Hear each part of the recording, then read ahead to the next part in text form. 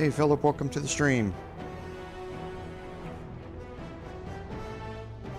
Yeah, we're certainly in for some fights today.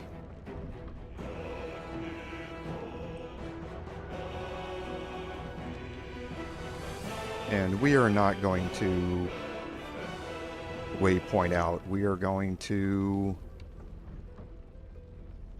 end up fighting our way out of this thing once we're done here with the encounters.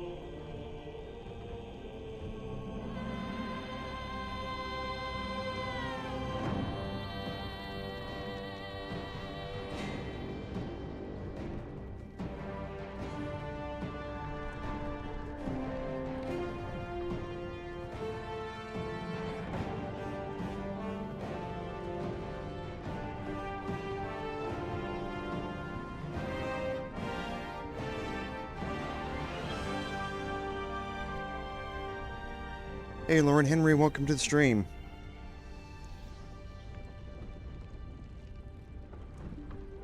Sorry if I missed it come up. Hey David, thanks for being here. Morning, happy holidays to everybody. Kind of running around making sure I got a bunch of last minute stuff taken care of before we get started here, so kind of popping in and out.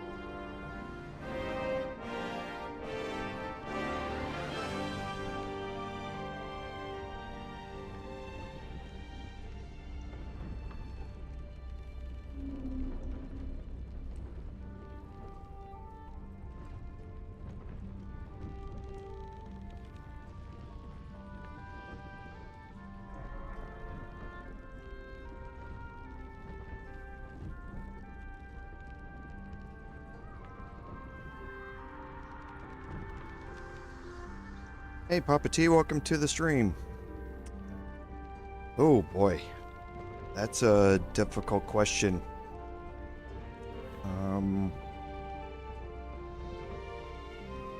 Boy, that's especially coming from a tabletop world. I think that, well, that's kind of tough because they wouldn't necessarily want to do that for everybody who is into tabletop. The thing about Forgotten Realms and 5e is, I guess the first thing I would like to see in a DLC is I would like to see the expanded rule sets.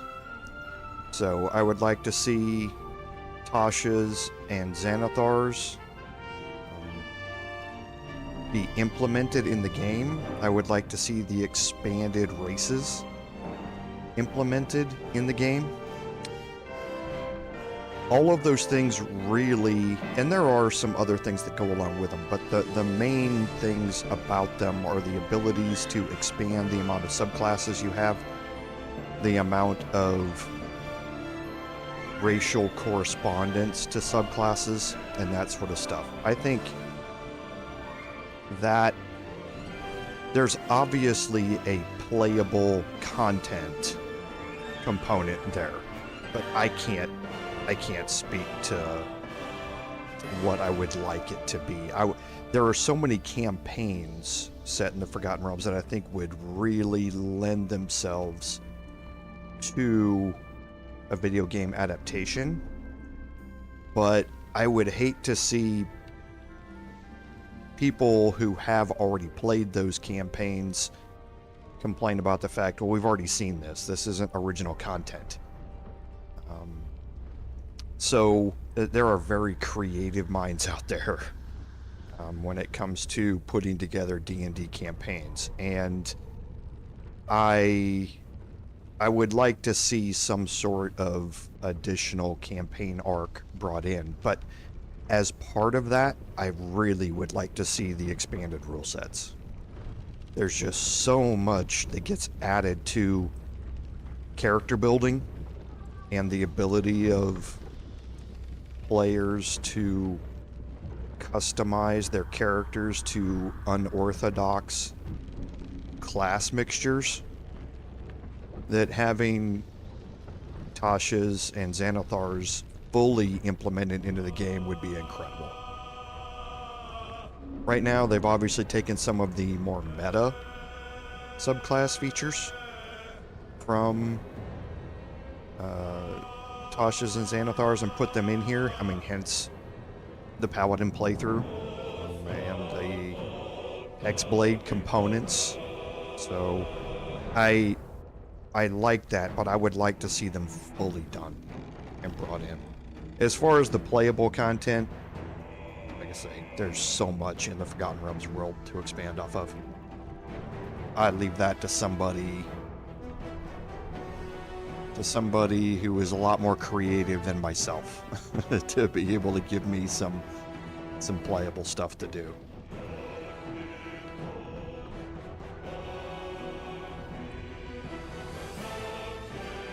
I will say that one of the most satisfying things is to see how people have taken their individual builds to different levels and different routes, and I just know that Tasha's Cauldron Xanathar's Guide would allow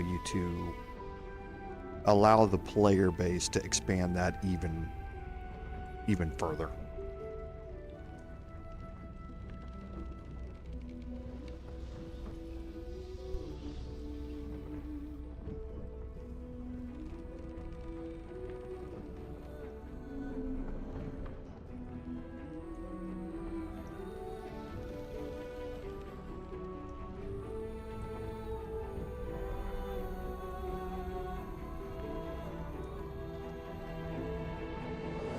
Hey Solo, welcome to the stream.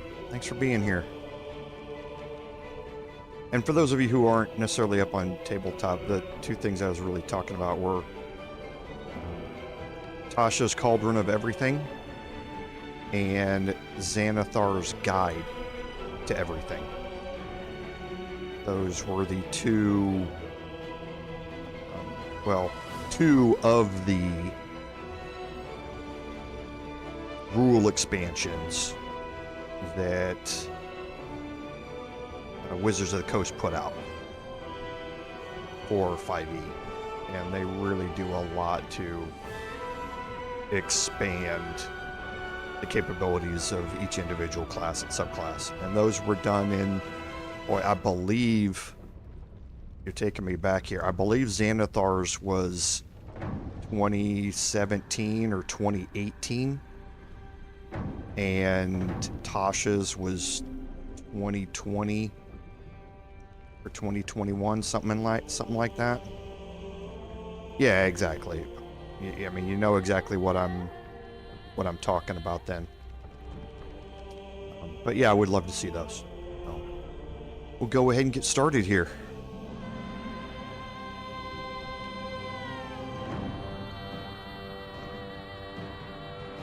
Welcome everyone to today's live stream, episode 24 of our Baldur's Gate 3 Bard gameplay series.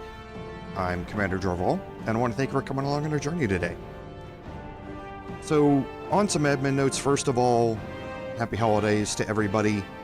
I know it's a busy time this time of year, and I want to thank everybody for spending time with me today and while we go through these live streams. I know you have a lot of things that you could be doing, especially with family and friends during this time, and if you're here, I certainly do appreciate it.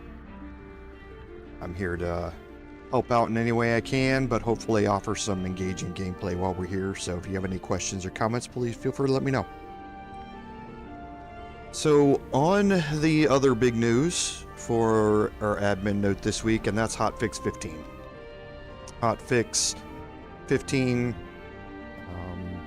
dropped on Thursday, and there are some fairly important things in it. There was a big graphical bug that was fixed. It's been around for a very long time, and it's been fixed. We have some new language versions that have popped out on consoles as well as the PC version, so really happy to see that as well. And we did get a fix for something we've been talking about for the past couple of weeks, and that was the reintroduction of the players not wanting to follow you when you jump to new locations bug. We saw it early on in the game and they fixed it. It was reintroduced in patch 5. They have now fixed that again. I've done some playthroughs on my own and it seems like they have taken care of it, so one more annoying thing that has been taken care of. There were also some performance issues and code fixes done with it, so you'll definitely want to go make sure that your game's updated so that you can take advantage of all of that. So, on the second admin note, pay attention to the About tab on the Community tab this week on the channel concerning next week's schedule. Next week would fall on the weekend, the day before New Year's Eve, and I have some family and friends stuff that might be happening, so hopefully I'm going to be here, but I don't want to disappoint you by saying that I will definitely be here and then end up not being. So pay attention to the community tab. If for now everything should be happening as normal, but if not, I will put up a post on social media to announce it as far in advance as I can. So hopefully everything will go as normal, but we'll see. So I think that brings us through our admin notes. So on a recap, so most of last episode was working our way through Creche. We have explored everything inside the creche, and we've now gotten ourselves down to the entryway to the Inquisition. And it's called the Inquisition for a reason, and all of the stereotypes that go along with Inquisitions. are gonna hold true to form here. So probably not much good is going to come out of this. But we're gonna jump right into this here and pick up where we left off. Hey, Mean, thanks for being here. I appreciate it. Welcome to the stream. So here we are out in front of the Inquisitors, and we kind of looked at this a little bit. We have a Raider and a Warrior up here. We have a couple of Ardents that are also here, and we have the Inquisitor here in the middle. Before we have this encounter, though, you can kind of get yourself ready for this in a different way, and that is we have another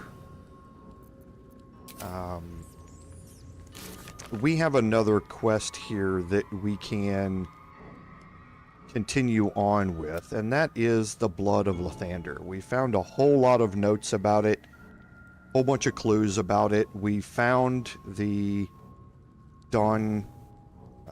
Dawnkeeper's crest, and we can now take a little side journey here to pick that up, which will at the same time give us our first legendary weapon and also get us a little bit better equipped for what might happen here with this. So how much farther we're just going to make our way around the outside here.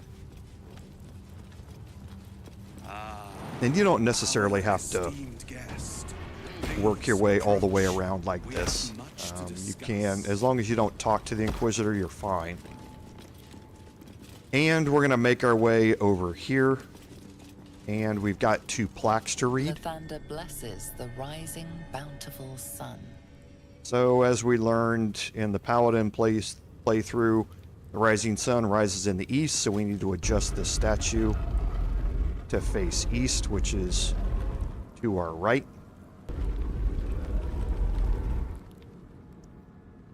And then this statue here. Lathander bids the setting sun a fond farewell. The statue starts to rotate, but its rusty mechanism jams stuck. Okay, so we've failed our athletics check on this, and I failed it intentionally. I didn't use Lae'zel for this. I failed it intentionally to give you another way to manipulate the statue.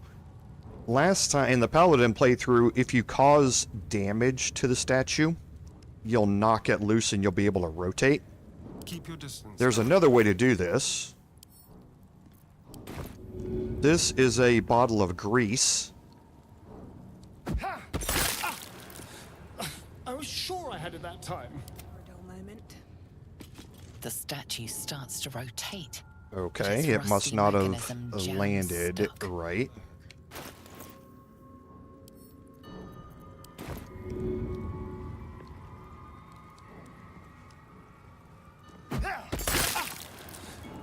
I was sure I had it that time. Okay, and now the statue will freely rotate.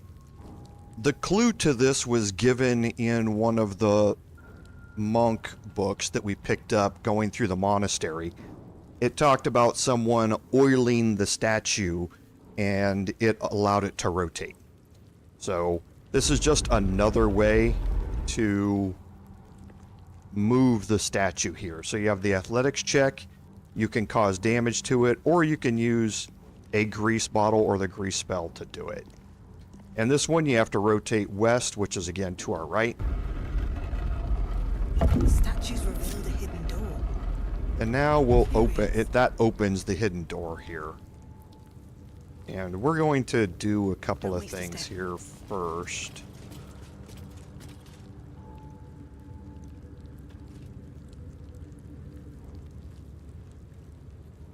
Okay, maybe we're not.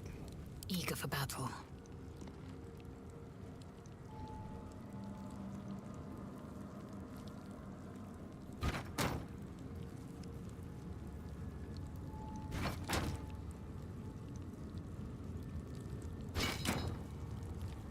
Okay, I was trying to pick all of this up. Don't necessarily want it to. I wanted to just move this stuff out of the way.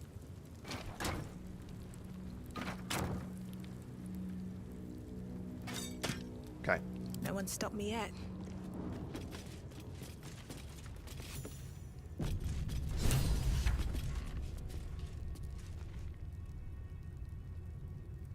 Okay, so we're going to get an autosave here, and we're going to move into this area. And the first thing that you notice, we no longer have a red border around our mini-map. Now we do. Now we don't. The red border around the mini-map means that you can't fast travel. So while we're inside of Creche, we cannot fast travel, which means that you can't take a long rest or anything like that. This area is outside of Creche, so it lets you take a long rest if you want to. Remarkable that this stayed Not entirely sure if it was intended to be that way or not. Creche is supposed to be challenging from this perspective and keeping you in this area and not letting you rest. You're supposed to manage your action economy. But this little area here allows you kind of to get around that. So we have these energy sources here we've seen before, and we have these energy barriers. You have to knock these energy sources out to bring down the barriers.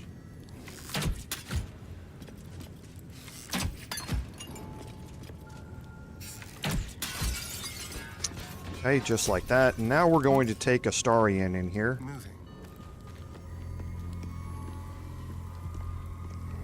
So we run into our first Dawnbreaker. This is a protection mechanism. If you step inside the arc, you'll be dropped into turn-based mode the first time that you do this, not subsequent times. The first time you do it, you'll be dropped into turn-based mode, and you need to make your way out of the arc here, or else it's going to knock you off the cliff into the chasm. Well, you can fail it. You can pass a dexterity check or a strength check, I can't remember which, to avoid it, but it's going to cause damage and knock you back, and that could knock you into the chasm. So be careful around these. This one you don't have to worry about at all. You can make your way around the back here.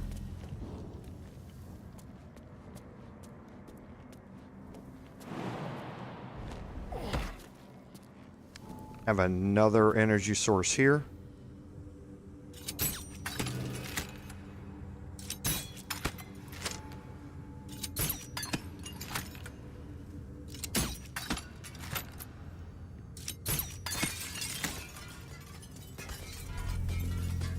And you see, that did not open the door because we have another energy source down here. So this one we're going to have to evade the Dawnbreaker here. The easiest way to do that here is just simply to jump as far as you can, and as soon as you land, make your way out of the area. It's going to knock you into turn-based mode, then you just walk your way out and you're good. Mutilate them.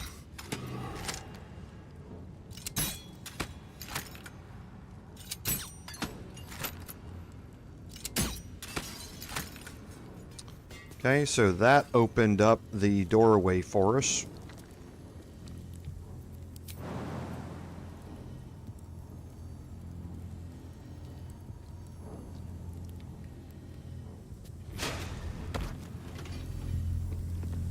Okay, and once you're over here, you have a couple of options. You can disarm these traps. However, you need to be in a particular location. You need to be kind of around the back, because this isn't just out in front of it. You can see that detection, or that cone kind of starts here. You can actually walk into this cone trying to disarm it and get hit by it. So I tend not to even try and disarm them, because you can jump across to this other side here. and not have to worry about it.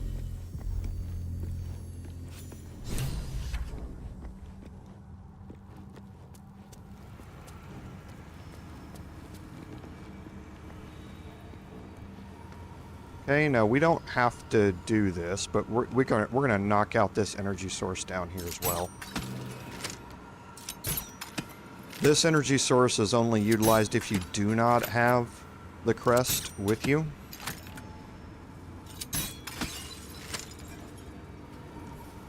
But since we do, we'll go here and activate the crest panel.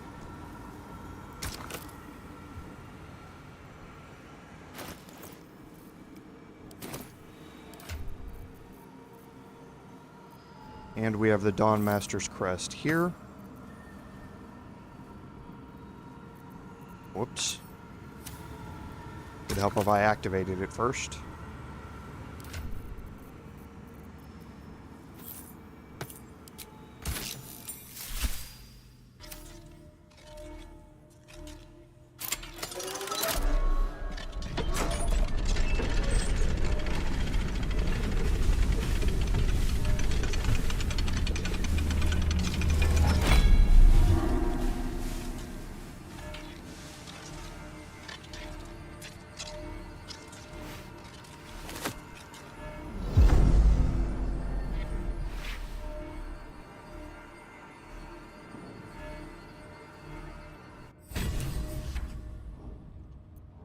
Okay, and that completes the Find the Blood of Lathander quest, and we receive the Blood of Lathander, which is our first, like I said, legendary item. So, several things about the Blood of Lathander that can help you during what's about to come in your interaction with the Inquisitor. First, it is a +3 weapon. So you're going to get a +3 bonus to your attack rolls and a +3 to your bonus damage, which is great because right now probably the highest that you have is a +2. And more than likely everything is just +1. So this is going to gain you another 10% bonus to hit and another up to 33% bonus to damage. So definitely useful. The Lathander's Blessing hopefully is not useful to you, but once per long rest, when you go to 0 hit points, instead of being downed, you instantly regain 2d6 hit points, and everyone around you gains an additional 1d6 hit points. So hopefully you're not needing that, but if you do, it's certainly useful. Lathander's Light really only applies to fiends and undead. This fight is not going to deal with either of those. However, this is going to be extraordinarily useful in Act 2. So, something that's definitely going to come into play later on. Another thing that can benefit you in this fight is Sunbeam. Sunbeam is a level 6 evocation spell. That means it's doing 6 D8 of radiant damage, and it can blind all creatures in its path. So it's an incredibly powerful damaging spell that kind of works like lightning bolt in that it shoots out in a path straight in front of you from you toward your targets. Blind, we know how beneficial blinding targets is. So having this available to us as an extra way to cause damage, especially in targets that are all lined up in front of us, can be extraordinarily useful. So before you go into the Inquisitor fight, I would recommend you just spend 5 minutes and come in here real quick and pick this up. You can see in picking it up that disables the Dawnbreaker traps, so you don't have to worry about them on your way back. So now here,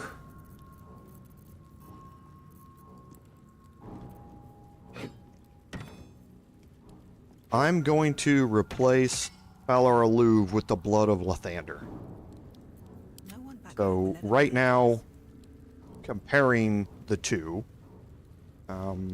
Because of the finesse version of what Valar Alluve here is, I have the damage here on Valar Alluve is 5 to 17 compared to 5 to 13 for the Blood of Lathander. And that's because Valar Alluve is 1d8, whereas the Blood of Lathander's 1d6, so I'm instantly losing 2 damage off the top of that. Also, my strength is +2, or +0, my dex is +2. So now I would be gaining, or I'd be losing an additional +2 to hit because Valar Alluve's finesse and the Blood of Lathander is not. I'm not changing this for the ability to hit or to cause damage, because this is actually going to make it harder for me to hit and or cause damage in this upcoming fight. The reason I'm doing it is for Lathander's Blessing and for Sunbeam, and you'll see why as we go through this. So I'm going to make my way back out. And as I walk up here, I'm going to stop a little short. Can't slow down.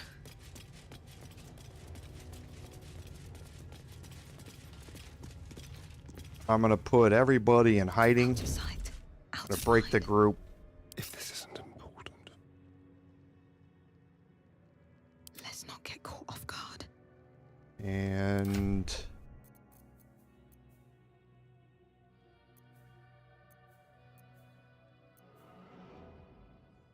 let me just look.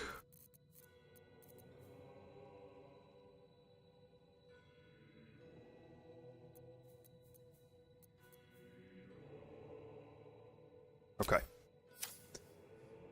So I'm going to take my bard in here for this. Now, my bard, again,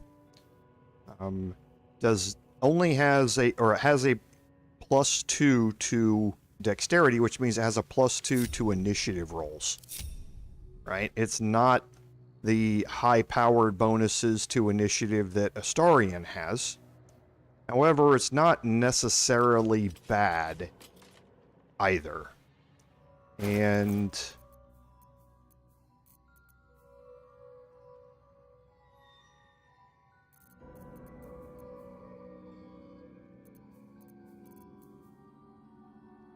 yes, I think we're good here. So I do want to take an elixir of psychic resistance here.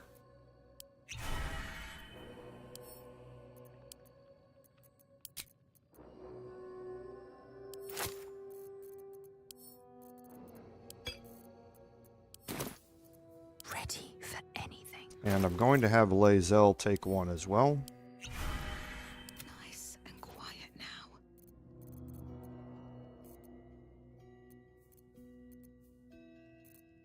And I believe Will probably has...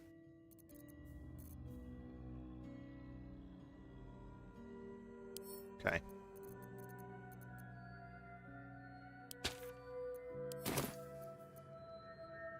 Taking my time in the shadows. So I have a scroll of mirror image.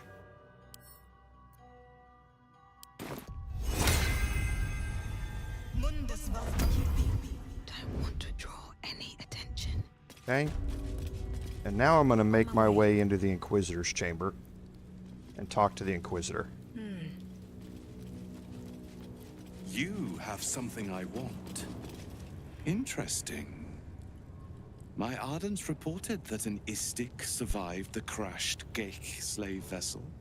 You have accomplished much since. I'm pleased to finally meet you.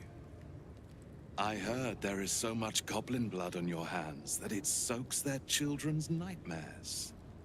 To business. I suspect you plucked something precious from the Geik ship. Something that belongs to us. The weapon. Give it to me. Don't do it. The weapon is how I protect you.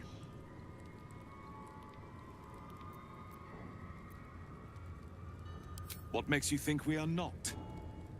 We are talking about the grand design, the restoration of the Illithid Empire. There is nothing of greater importance. But the weapon is the solution. I have heard it directly from Queen Vlaakith herself. It is how we will stop the Mind Flayers before they destroy us all. Hand it over.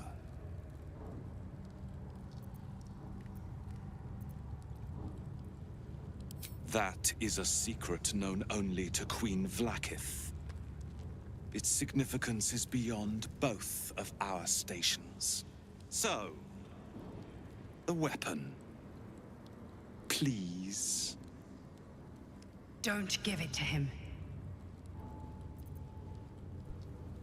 We're obviously not going to let him take it. Then your illustrious adventure ends here. Hitazif!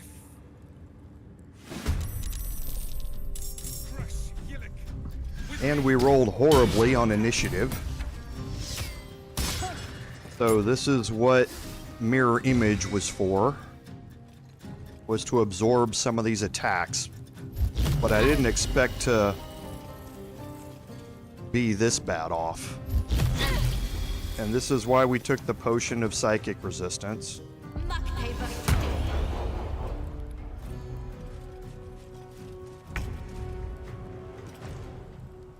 Okay, so we did manage to get out fairly unscathed.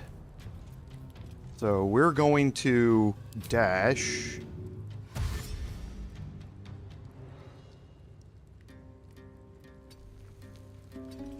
And make our way down here as far as we can.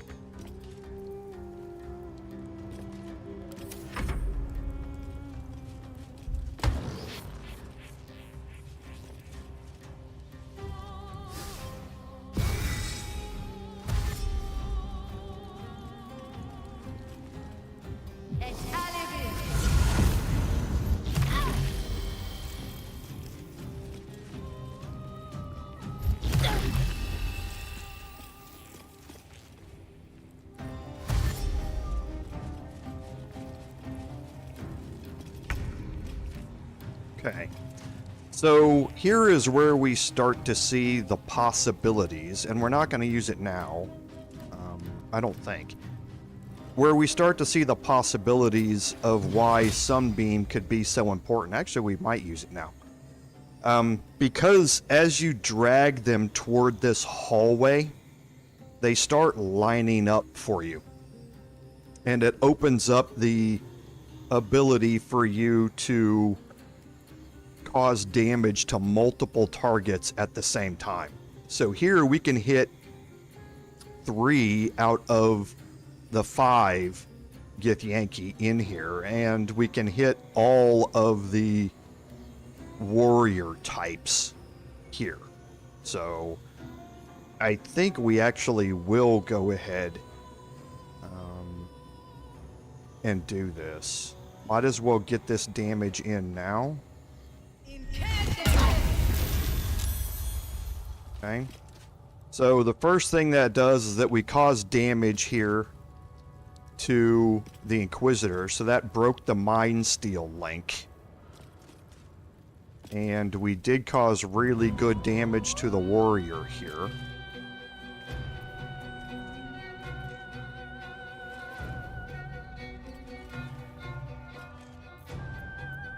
Let me see if...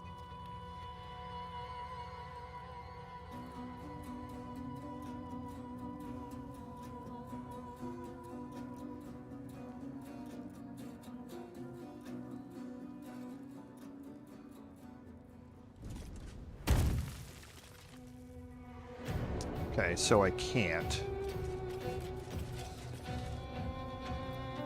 Eyes open, mouth shut. All right. So at this point, we want to... Boy, I would like to let them get one more turn here. But I don't know if I'm going to be able to survive it alone. Staying out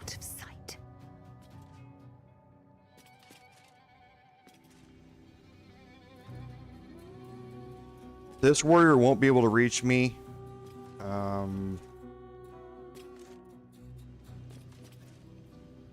I don't think. Well, maybe they can. I don't think we're going to take the chance. So here, what we're going to do is move Will up. And we are going to block off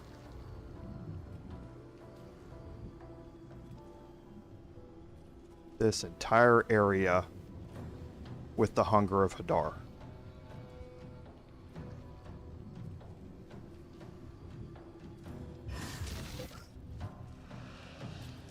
Okay, I expected that to...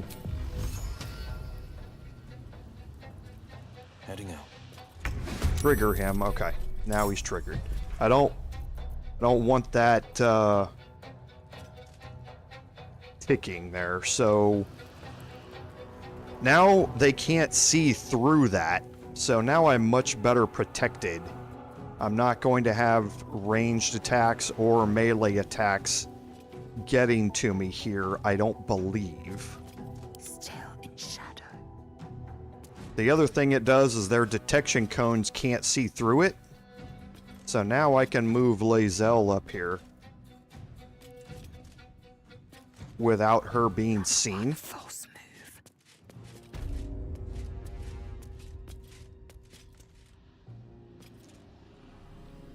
And I think everything's probably still too far. Nope, I can get a hit here with advantage on the warrior, so I'll take it. I don't want her to move any closer into the Hunger, so we'll see if we can get a shot here. He's got ready to parry. So this first shot probably is not going to cause any damage, but it is going to take its reaction away. So what I might do instead is do this with Astarion first.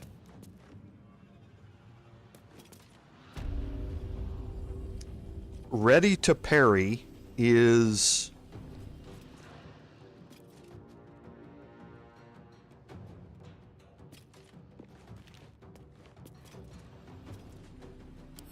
an ability that they have where every turn they can ready themselves for an attack, and that next weapon attack, the damage is reduced by 10. Now, that uses their reaction to use it. They have to be wielding a greatsword. They can't be blinded, incapacitated, or restrained, which means that if they walk into the Hunger and they become blinded, they're not going to be able to have ready to parry. But it only protects you against that first attack. So I would like to see...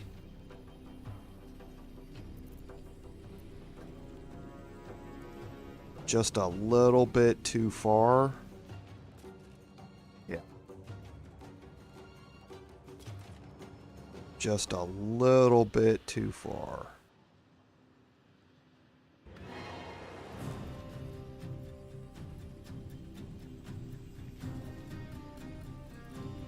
Yep, that's a shame.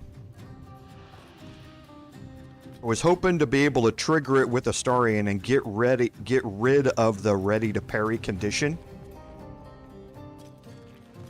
And then have Lae'zel attack with the full damage of the crossbow. But what I'm going to do now is just trigger or get this first attack in here, and then we'll see if she has any others depending on where she rolls an initiative.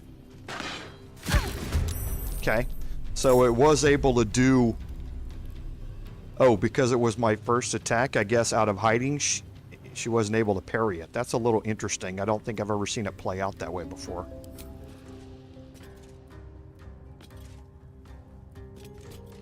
Okay, so I'm going to end my bard's turn here. Impressive resistance, but futile. And now for Will. Will has... Remember when we when we set Will up, Will has the Devil's Sight Eldritch Invocation, which means he can see through darkness, both magical and otherwise, without a problem. And that means that he can see through the Hunger of Hadar without any issues. He has no minuses to hit or anything like that where he's at. Now, because of how things are standing here, because of where my bard is sitting, I'm not going to be able to do a whole lot here. And because I had to trigger it so early to protect my bard, probably not in range. It's not. So I'm going to wait until Will's next turn to be able to do stuff when they've gotten closer to where we are. And remember, I still have Astarian in reserve, and I'm actually going to take Astarian and move him down here just in case one of them decides to jump all the way through back to here. I want to keep Astarian out of detection. Never a dull moment.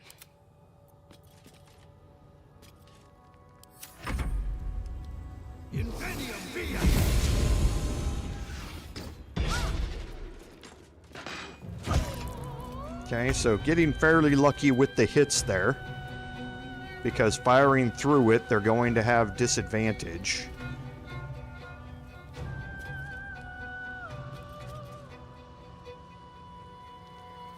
So let's finish off the warrior here.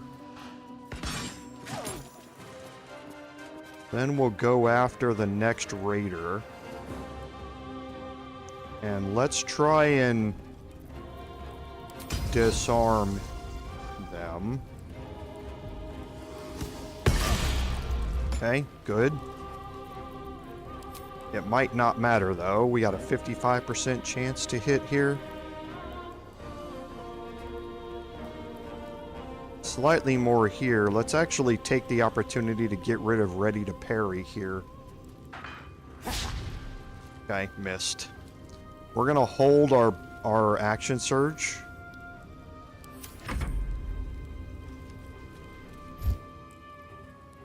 Psychic Rend on Will. I definitely want to keep Hunger up. So I'm going to counterspell this, and I should have kept Will out of line of sight. That was a mistake on my part.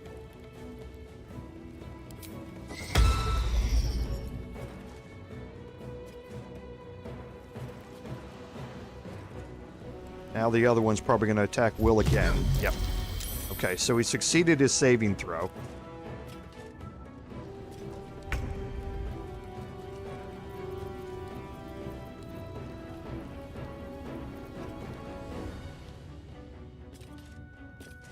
Okay, so for me, going to move back up here, plug the entryway.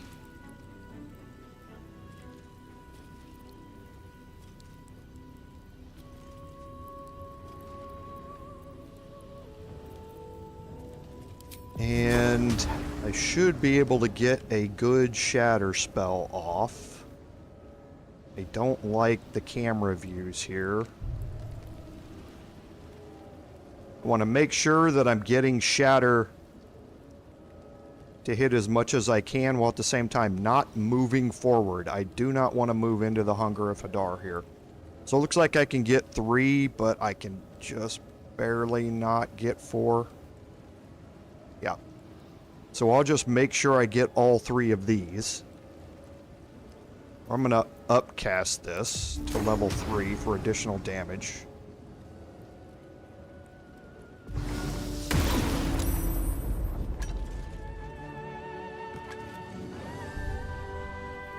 And now I am definitely going to cast Healing Word on myself. And I'm gonna... Now I should be okay with this, I think. Okay. Head out of Vlaakith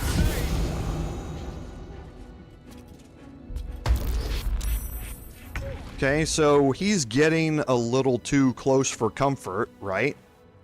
Well, there's an easy way to deal with that. Because, again, he's now blinded inside the Hunger of Hadar. Will can see through the Hunger of Hadar without a problem, so he's not going to get disadvantage on the attack against something inside of it. So I actually just keep the advantage from being blinded. So I'm going to go ahead and knock him back to make sure that he stays in the Hunger. Now, Lae'zel is not close enough to do a melee attack on him anyway. So, doesn't really matter. I'm not going to have her move into the Hunger to attack him. So I'm just going to knock him backward. Let's see if there are any other... So, I can reach either of the Ardents. So, we will take out this Ardent here and hopefully knock the Inquisitor back. Okay, just like that.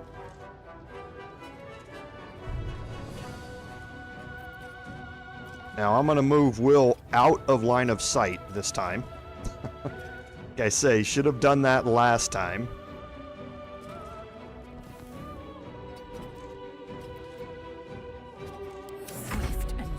And now Lae'zel can... And again, see, there's the disadvantage to Dark of attacking something inside the Hunger of Hadar, which Will does not have. So here, I'm just going to focus down the Ardent as much as I can here. So... I don't necessarily need to push the Ardent back.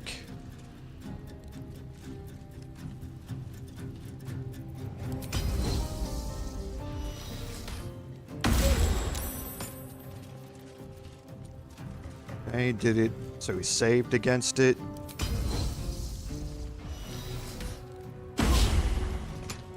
Yes, we're definitely going to use our action surge now.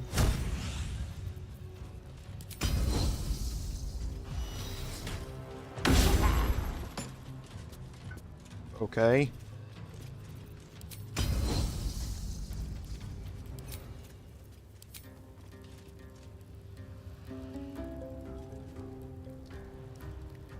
Rolling a 1 and a 2. Here we go with Lae'zel's rolls again.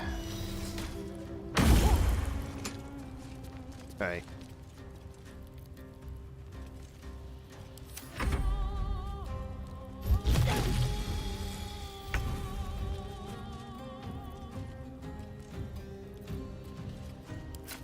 Is this Ardent still outside? He is, so I can keep all of my bonuses. If he's not inside of the Hunger, there's no negatives or positives to attacking him, so a 95% chance here.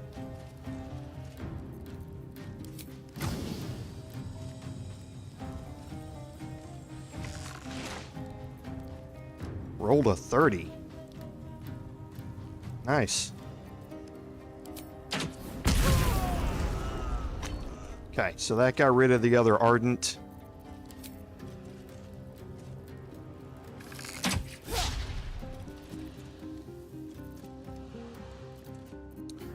And here, I think I'm just going to take a healing potion. Just to make sure. He's going to make his way up. Your life is over. Okay. So now, here he's within melee range of everybody. But again, with him being in the Hunger, his detection cone doesn't extend out past his melee range. So now that he's threatened, he's not threatened. I wonder if that's because he's still inside and I'm not. Well, I'm still hidden, so I'm going to have sneak attack on this attack no matter what. So let's see if Astarian can do some good damage here on this. Yeah. Nice job, Astarian. Well done. And now, before I try and push him back, I have some melee attacks that I can try and get off here. Because he's blinded, I'm going to have an 80% chance I've got advantage on the attack here. I can try a concussive smash, might as well. Okay, just barely hit. And he's dazed. That's going to give me additional bonuses to hit. Now I'm going to boost Lae'zel because she obviously needs it. I will ascend.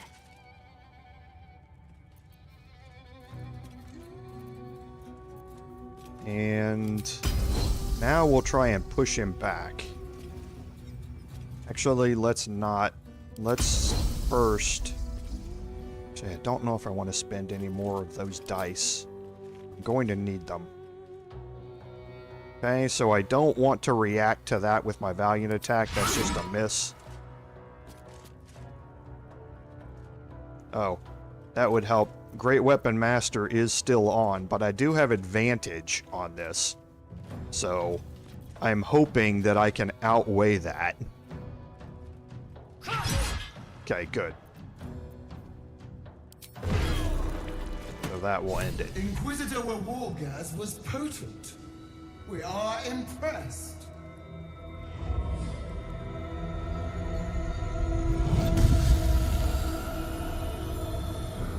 My queen. Skarsai. You are permitted to look upon me. You are invited to kneel. The deathless queen has spoken. You will obey.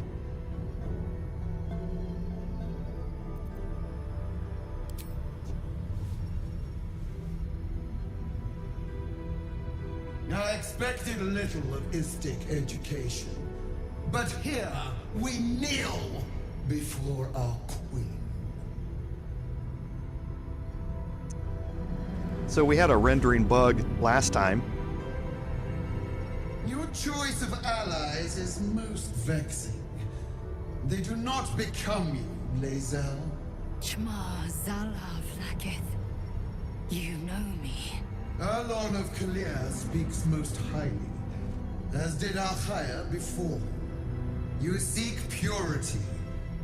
I may yet grant it.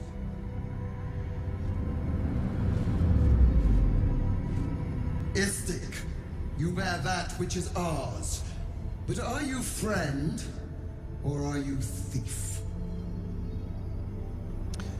So we had the rendering bug last time with Queen Vlaakith. That rendering bug has not been fixed, but if you don't question her, then she doesn't rise up and get bigger and threaten you, and that's when that rendering bug appears. However, I noticed this when I was replaying this again to get ready for these episodes, that now there's something new here that's popped up. I'm not entirely sure if this rendering bug is caused by the Lathander's light aura that comes from the blood of Lathander, and this is just, we're now in, everybody who's in that light cone is having some weird rendering bug because you're being lit up.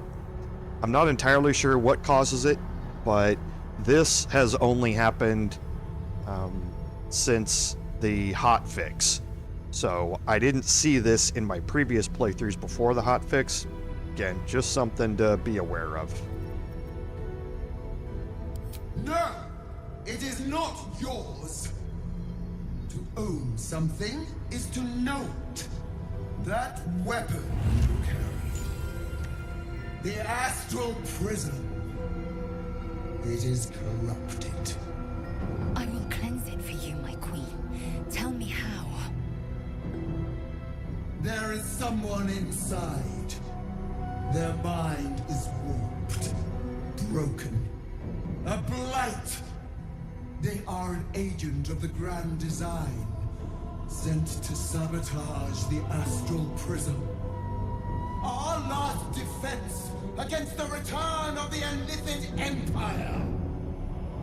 As long as they live, the prison is compromised. Kill them! Do this, and I will cleanse you and your allies. Do this, and ascend! Ascension. My queen. An honor gained. A burden borne. You must accept. Refuse, and you will know my fury.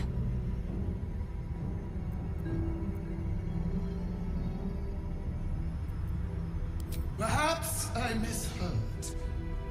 You would not speak ill of a god, would you? Do not test her. She will be our ruin. Obey, my child, and be forgiven. Use the Planecaster's power to enter the artifact. Be wary of the creature's lying tongue. Cut it out if you must.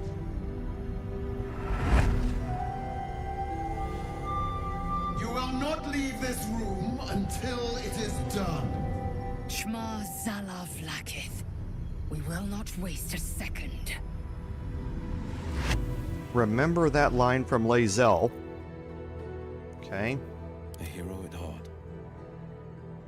You definitely do not want to dally around here. You want to make your way to the Planecaster and immediately go in as soon as that finishes. If not, you risk the chance that Lae'zel is going to become hostile and attack you.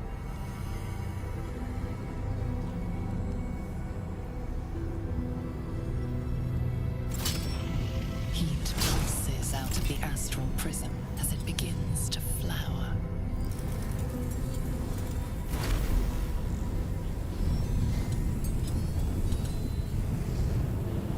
Your mind burns hot with excitement.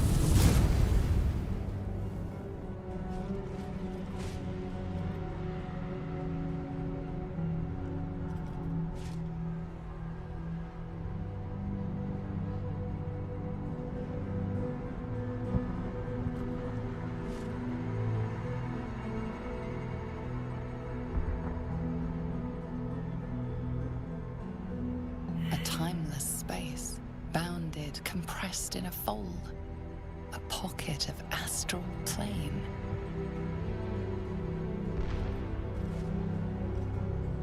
Boundless. Timeless. Like every dream that ever was stitched together. It is home.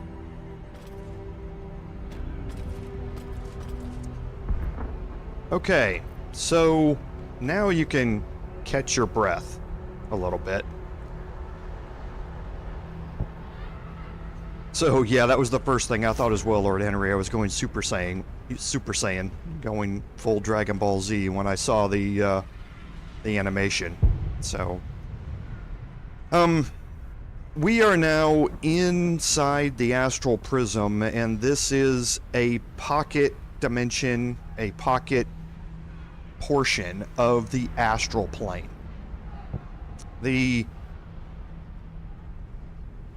I'm not going to go too deep into this, but the D&D realms are made up of multiple different planes of existence, and the astral plane is one of them. The astral plane is home to the Githyanki as well as the Mind Flayers. It's also the home of the deities in the D&D universe, and we're going to see a little bit of that evolved here. But first we want to kind of take stock of where we are. So the first thing you'll notice is that we have this astral gravity condition. So we're immune to falling damage and jump distance is tripled. That's definitely needed because we are up here on this platform in the middle of nowhere.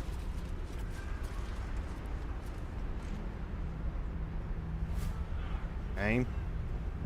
And the only way for us to go is over to here. We're going to make our way up, we're going to jump, and now you can see how far our jump distance is.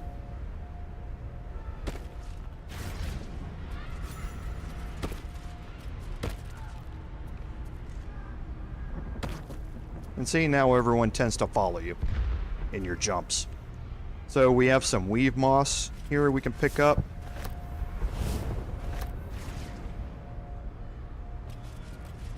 Okay, and we're immediately going to go into the Beckoning Cave.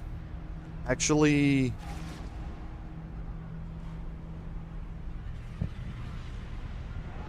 yes. Yeah, we're going to go do this.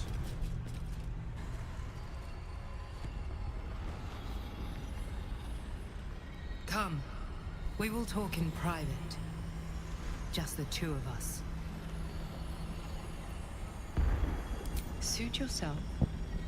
But only the leader of your group is coming in. I will not allow anyone else. Go on. I'll keep watch here.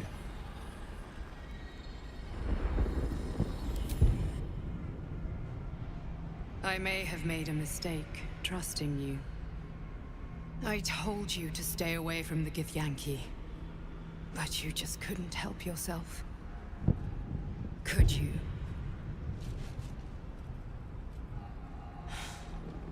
And now... you've come here to murder me.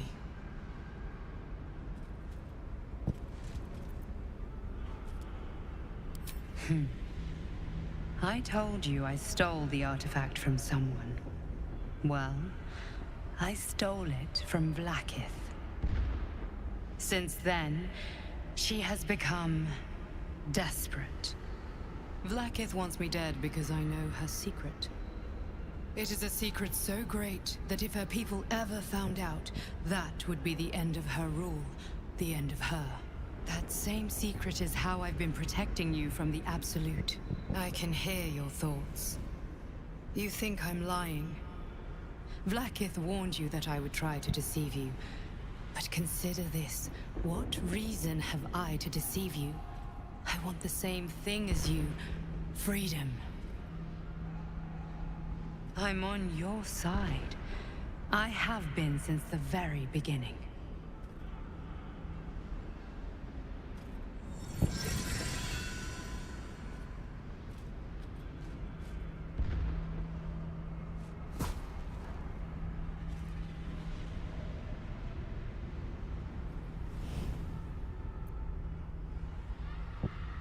I already told you I protect you, that I saved you, that I'm just like you. If this was not enough to convince you, what more is there to say?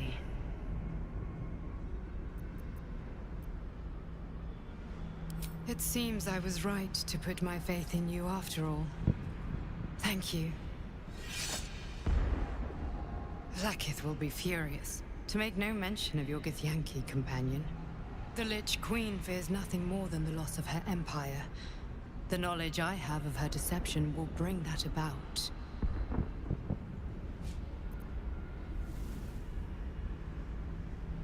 Godlike in power, yes, but with none of the sanctity. Vlaakith is lying to her people. She pretends to know how Gith destroyed the Mind Flayer Empire.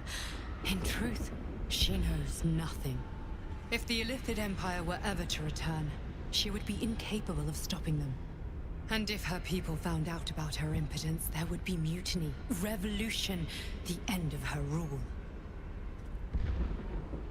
But that very power, the power to resist Illithid control, which Vlaakith only pretends to know, is how I've been protecting you. I suppose she hoped to extract it from my corpse. Since you spared me that fate, she will come for you.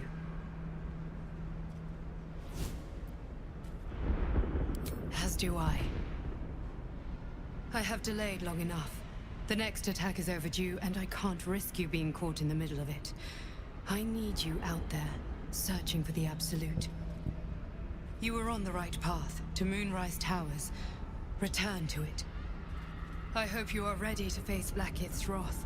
The entire creche stands ready to kill you in her name. Good luck. Speak.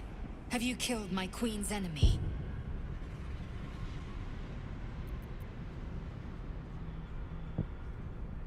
Blasphemy! She warned you not to trust the one inside. Your mind tingles. Lae'zel seeks entrance. Your thoughts become one. She sees the truth of your confrontation in an instant. Vlaakith Tafkinazin. I see only madness. Vlaakith bears the full might of Tunarath's arms, and the covenant of the Great Mother Gith. Skvar! We are leaving this place, now!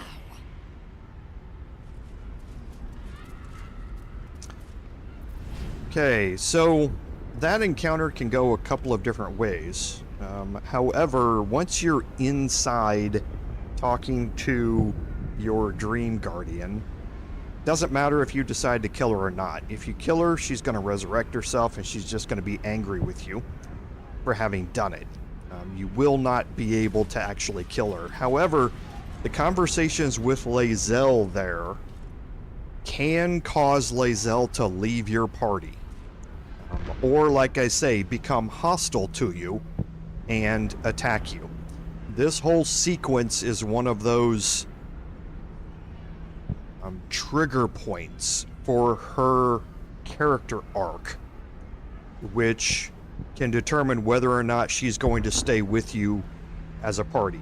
This is incredibly important to her. Her entire belief system is now being questioned, and you need to give that the gravity that it needs and it demands, or else there are going to be consequences to those decisions. Peter, welcome to the stream. Thanks for being here. So just keep that in mind when you're going through this, is that pay attention to what she's doing, and if you don't want to lose her as a companion, then you need to be thinking about the choices that you're making in those dialogues. Okay, we found our first potion of superior healing. And there's a divine bone shard here. It's a little bit hard to see because it's behind the portal. But here it is on the ground. Okay, that unlocks a new recipe.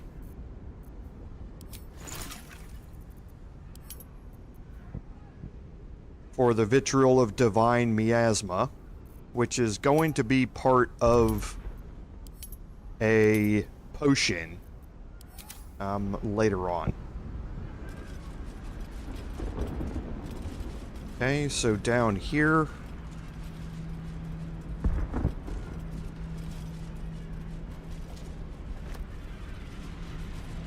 have a Chasm Creeper, Weave Moss, some more.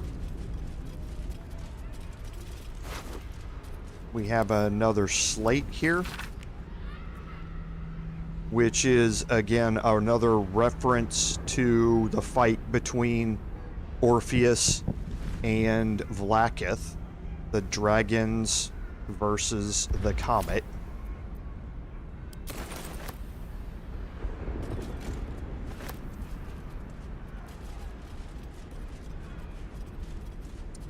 Now, you can jump over here.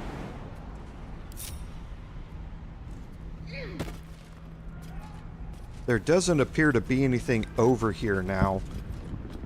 I need to go back to my personal playthrough and check this. But we'll talk about something here in a second. concerning that. There's another dead Gith up here.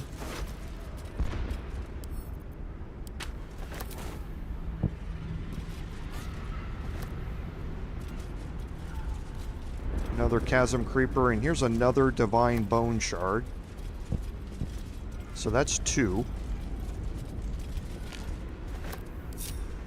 Now last, if you look at your mini-map, there's another area up here. And that's up here that you can jump to.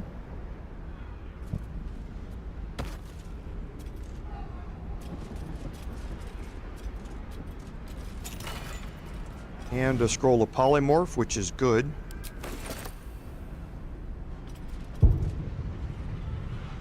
Okay, and that's it that's up here. So now from here, you get a better look at this pocket dimension of the astral plane. So you can see that there's a big skull over here. We've seen portions of this with our Dream Visitor encounters.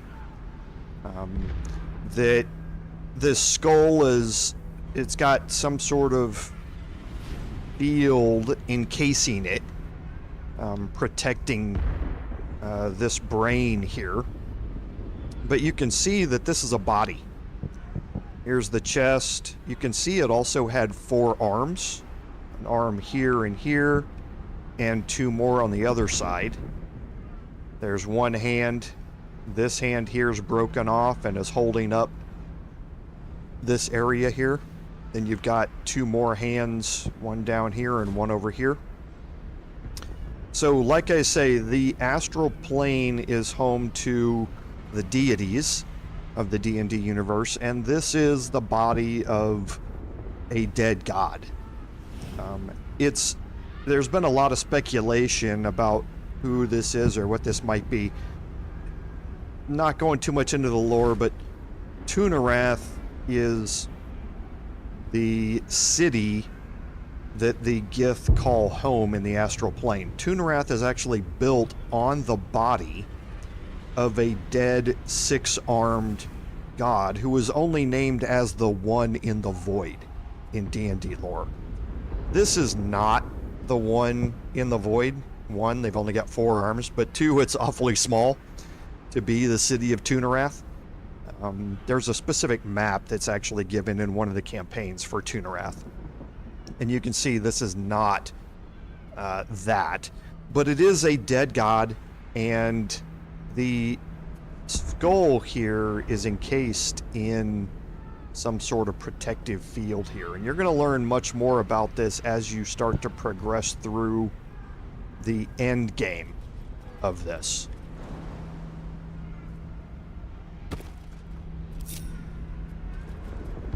Okay, so what I was going to talk about is I need to go back to my personal playthrough and check and see. I have picked up 2 divine bone shards. I know that there used to be 3 in here before the hotfix.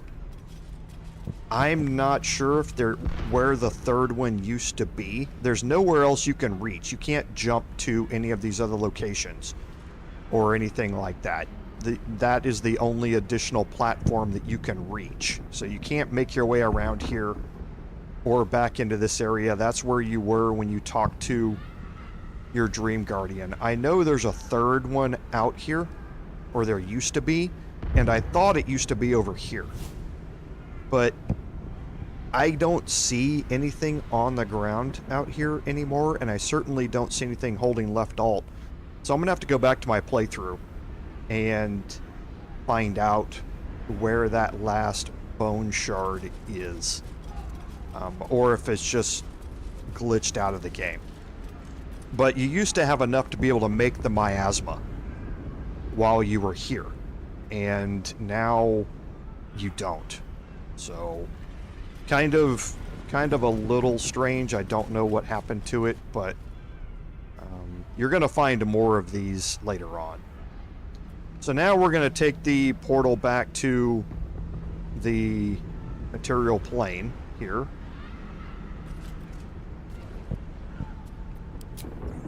I'm glad you came to your senses. Now leave. before the others come for us. Okay, we can have a conversation with Lae'zel. Vlaakith. Vlaakith! I have wielded your fury as a blade, roared your wrath as a dragon. You promised ascension. Yet I crawl among my own people, low as an asp's belly. Shkageth! I followed your path. What good? This heart of stone, for it to be shattered. She tests me. A trial of faith. Kalir prepared me. Only the heaviest souls soar to the Astral. Yes. Yes. I might gain Vlaakith's favor yet.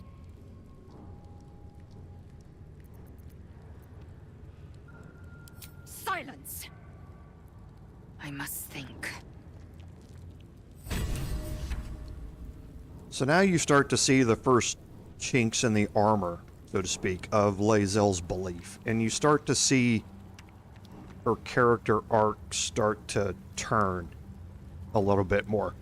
And up until now, she's been abrasive, angry, looked down on you all the time. And there's not a whole lot of performance in that. However, now you start to see things change a little bit here. Eager for battle. So where are we with... Okay, so we still have plenty of carrying capacity on Lae'zel. Okay, regular Githyanki greatsword.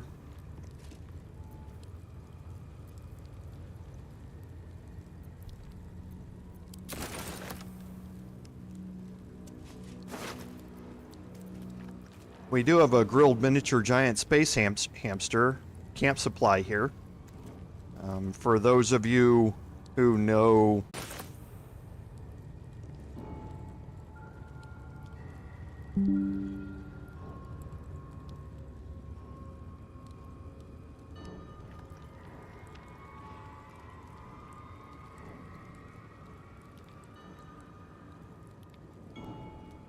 Is everyone here okay? I got a note that my streaming's... okay.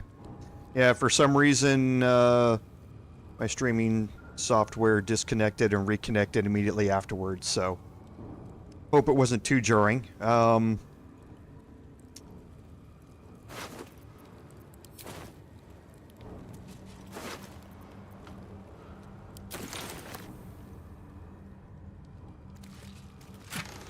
Okay, so here we have an arrow of aberration slaying, and like I said, these slaying arrows are amazing, and they are going to become very useful as we get into the sections of things where we actually need them. Right now, we still don't really need them. We can get by on our regular damage, but pretty soon we're going to have to start delving into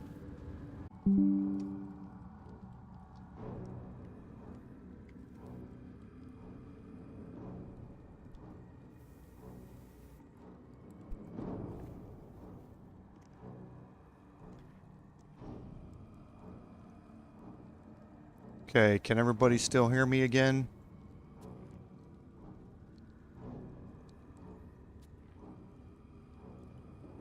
I'm going to stop the software real quick. I'm going to keep the stream live.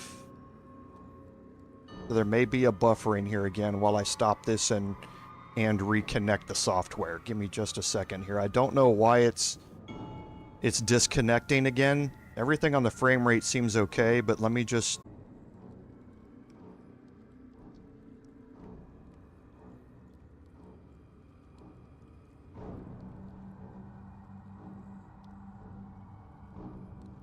Okay, so everyone should be back now. Can everyone see the stream again?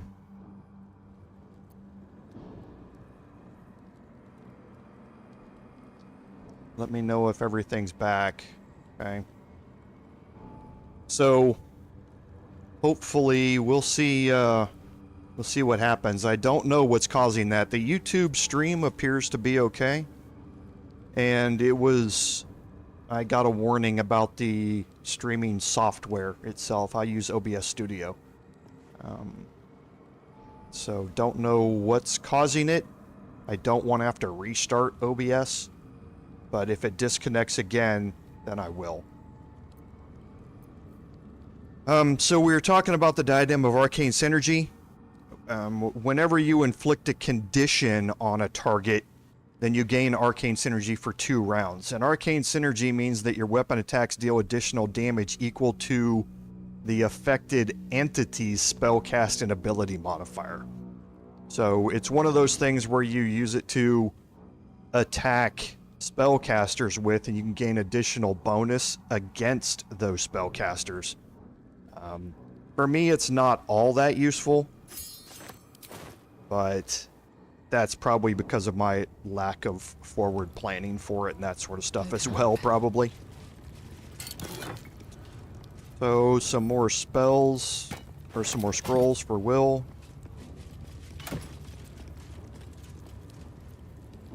Potion of mind reading. Don't forget the decorated barrels here. Okay, so we're going to pick those up here so that they go into my alchemy container, because it's a bunch of crafting supplies. And now we need to talk to the Inquisitor here. Now, we're the one that killed him.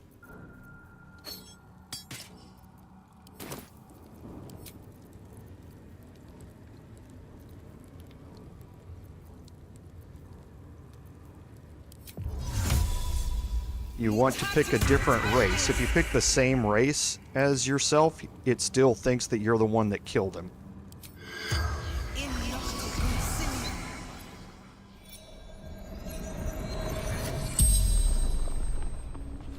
The corpse regards you lifelessly. This world is sick. Only cure. Annihilation. The god corpse Tunarath. Palace of Whispers. So there you learned a little bit about what I was just explaining. That the Palace of Whispers is the Githyanki Palace, part of the city that was built on the corpse of a god that they have called the city Tunarath. A front.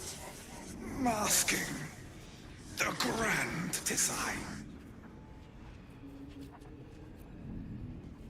Horror, true horror. All creation made cake.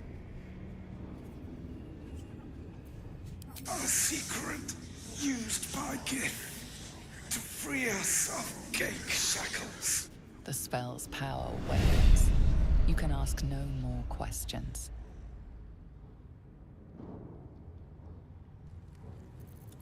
Okay, so we don't need this guy's self anymore. And we can search the Inquisitor. So, Potion of Angelic Slumber. This is a way to get a long rest without taking a long rest. So, you can, for 2 turns, go to sleep, and when you wake up, then you will have the benefits of a long rest.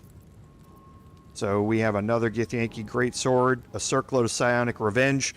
Whenever you succeed on a saving throw, the enemy takes 1d4 psychic damage.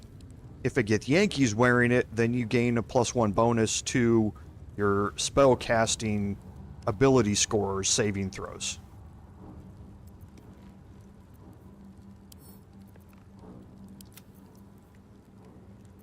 Vlaakith's will be done.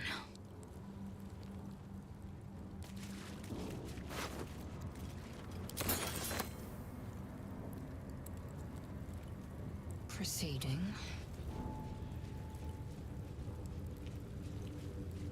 Okay, so now throughout the rest of this, we have another elegant chest over here. that has the strange conduit ring.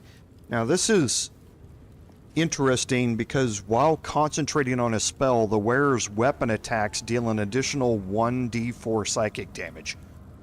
So whenever you have a spell up that you're concentrating on, you can gain an additional set of damage. Another one of those things to buff up your weapon attacks, like the caustic ring that we're wearing right now and that sort of stuff. So you just have to be able to be concentrating on a spell for that to work. And for the most part, that's going to work with your, my bard character. However, it can also work with Astarian, because Astarian has ranger levels now. So right now he's wearing Guiding Light just because he can. If I give him the Strange Conduit Ring, and then Astarian casts Hunter's Mark, which is a concentration spell, as long as Hunter's Mark is up, he's going to be gaining piercing damage from Hunter's Mark, as well as psychic damage because he's concentrating on a spell. So that's if you have a ring slot available for Astarian, that's a good spot for it. We can make our way over here into this other side. Indolence breeds madness. Just some items that we can sell.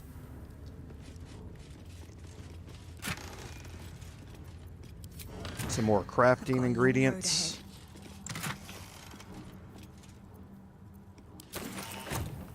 Oh, enough waiting. I crave The skin blood. burster we'll talk about here in a second.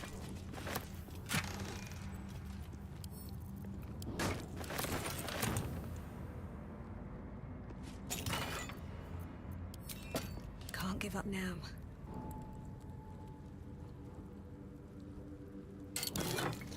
That's an interesting question, Breathe deep. CK. I'm not entirely sure if it does or not. We can certainly test it. It wouldn't be that hard to test.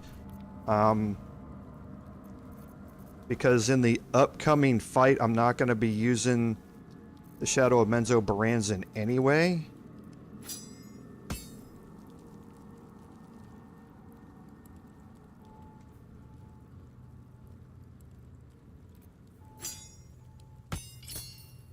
So we can try it and see.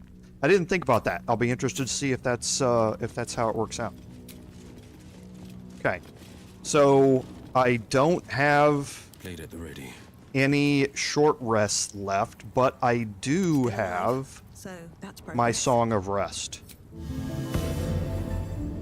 Suffice. If not over, then through.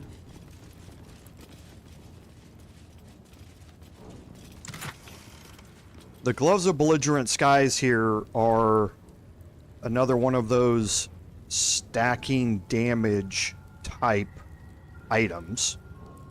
Whenever you deal thunder damage, lightning damage, or radiant damage, you inflict 2 turns of reverberation. Reverberation, the target has a -1 penalty to their martial saving throws, strength, dexterity, and constitution per remaining turn. So it's going to start with a -2. However, if you keep stacking reverberation on them, once you get up to 5 turns, then it's going to take 1d4 thunder damage and possibly fall prone. So it doesn't have a whole lot. The negative to the saving throws for the martial saving throws are great. Don't get me wrong. But the stacking thing, just taking 1d4 thunder damage and possibly falling prone, it's not that great of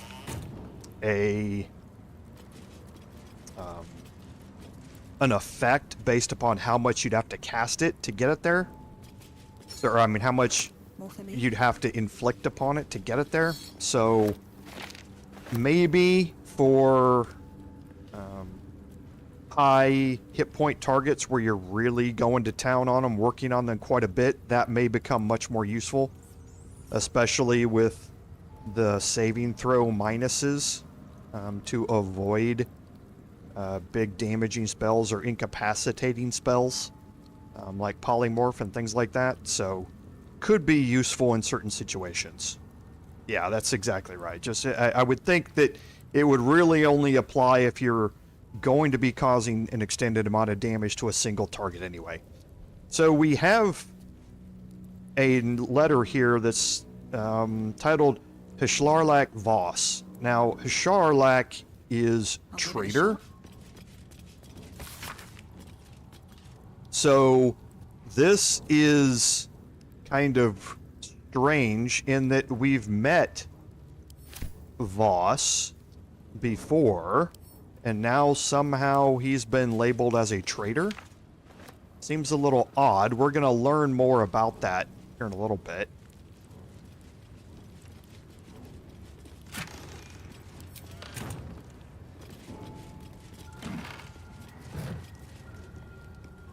Confiscated book. It's just a book that is one of those Orpheus books that needs to be stamped out, so to speak. It also gives a little bit of a hint in there about what's going to happen a little bit later on, but it's really a fairly vague hint at this point. And I need to put my cap of curing back on. For what we're going to encounter here. So we're done inside the Inquisitor's chamber. This led down to, obviously, where the Blood of Lathander was. Now we're going to make our way back out into the creche. And once we're out here, we're going to go into hiding. Time to skulk about. These boots have seen everything.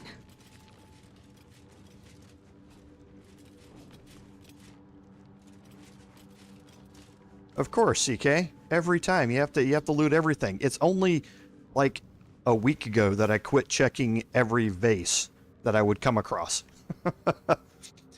So we have the commanders out here waiting for us with her entourage. And we're actually going to move back here.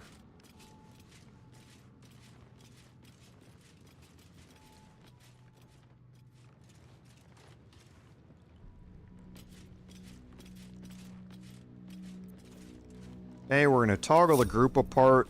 We're going to move up here with Astarian. Of surprise.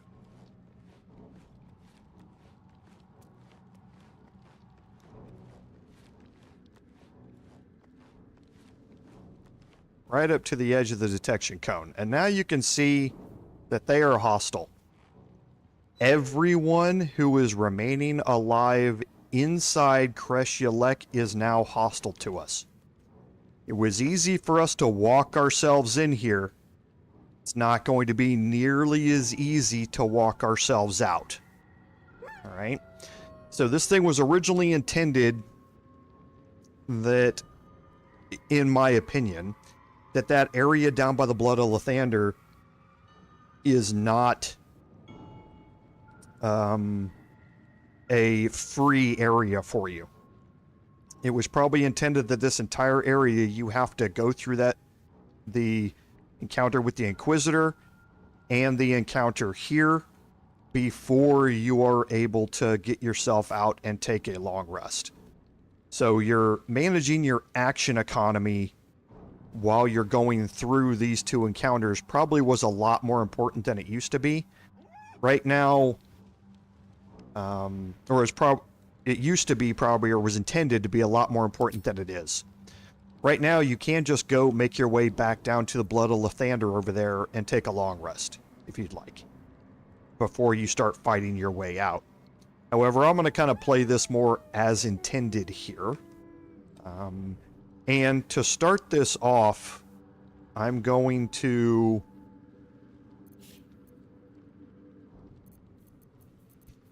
Let's see here.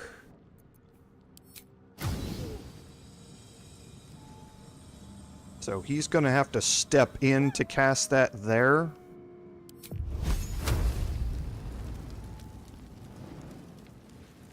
So I'm just going to cast his cantrip right now first.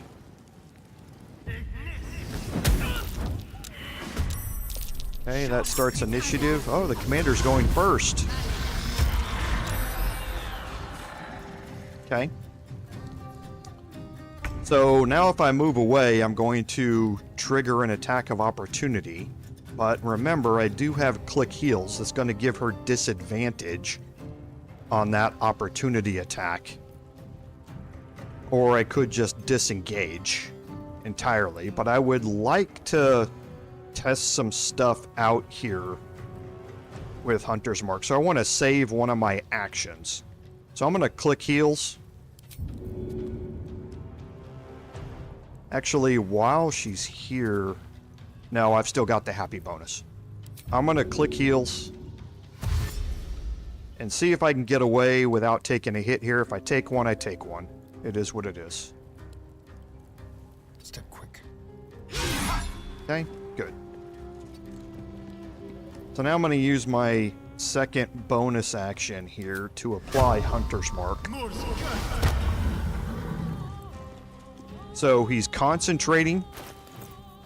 So he's going to be getting a bonus psychic damage because of the strange conduit ring, and we will test if this triggers the diadem of arcane synergy or not on our next turn. We examine. So Hunter's Mark core is listed under conditions. So hopefully that is going to apply. But we'll see. And now I'm going to move myself all the way back here.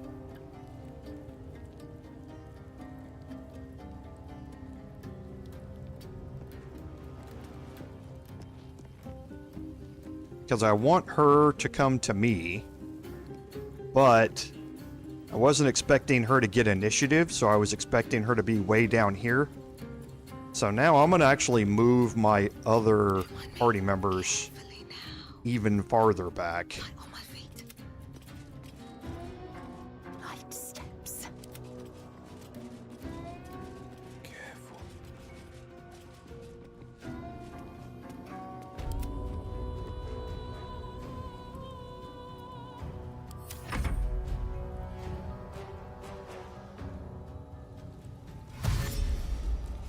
Okay, dashing's fine. And that was somewhat expected. She was still going to be within range of me because she was dashing as well. Have a bonus action left. She's going to be able to target me with pommel strike. So now I'm going to do the same thing again. See if we get lucky again. And we did not. Saved is the saving throw on the concentration, though. With finesse. So now let's see what damage bonuses we get if we hit here. Okay. So we got the 3 psychic damage from Strange Conduit. And we gained the Arcane Synergy trait condition. So now if we offhand attack,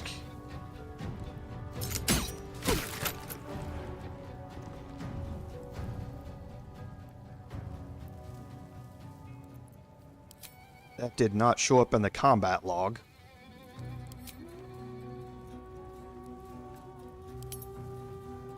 Strange. Oh, yeah, it did. Here it is.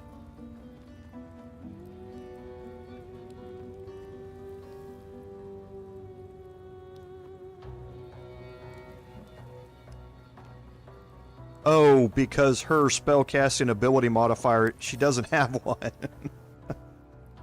So is my guess. Yeah, because she's a martial character.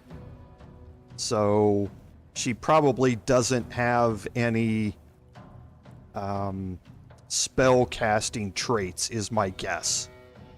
She has Githyanki war magic and, you know, Misty Step, but those are racial traits. Those are not spell casting abilities. She probably is not a class that has spell slots. So it doesn't matter what they are, because, or what her modifiers are here to these, because she's doesn't have a spell slot, so these ability modifiers don't apply. Otherwise, I would expect to be doing one of these 3 modifiers worth of damage, but I'm not. So we'll try it out on one of the other targets as they come near. Maybe I should stay crouched forever. My patience wanes. I shouldn't linger. On the prowl. Every step counts.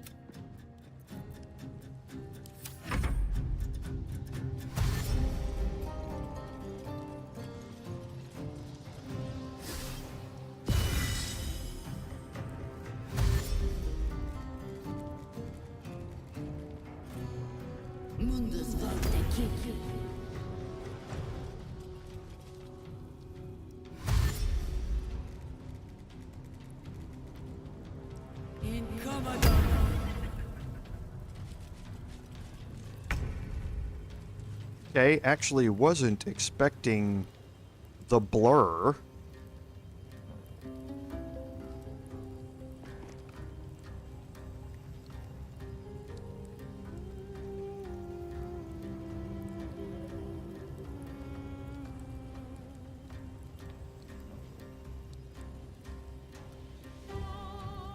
He doesn't have... Okay, so let's see.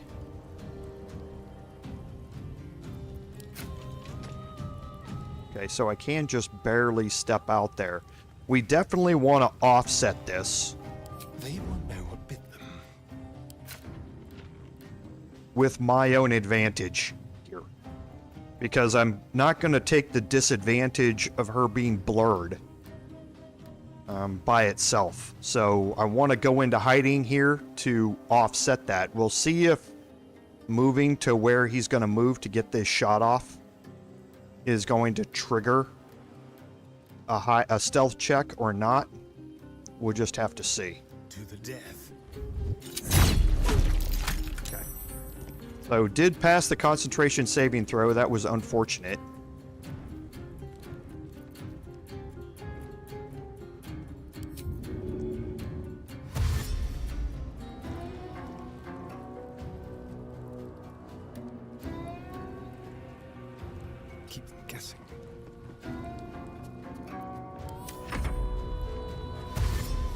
And we're just dragging them with me.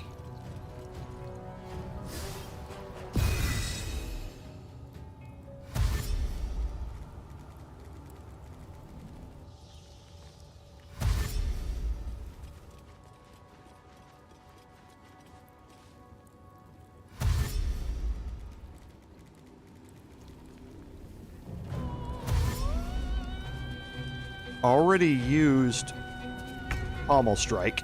All right, so now we have a gap here. We've separated the Kithrak from her reinforcements. And we have a way to get around behind them. Now they've got ready to parry, so we definitely want to get rid of that effect. And we're going to stay out of melee range.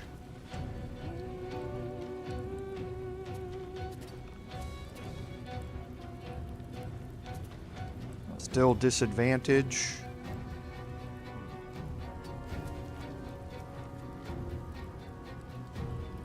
Okay, so I probably should have dashed there. but I can melee, so we're going to hide. Still gonna have disadvantage on this because I'm just a... Nope. I'm good enough. So let's try and get rid of Blur and ready to parry here as well. Okay, so that got rid of ready to parry. She keeps making her saving throw on that. Okay, good. Concentration's broken. So now... Staying out of sight.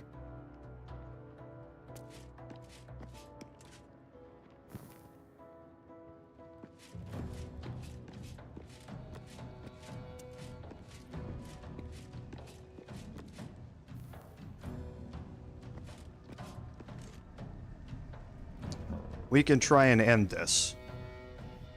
So right now I'm all in Great Weapon Master. With my advantage, I've got a 70% chance to hit here.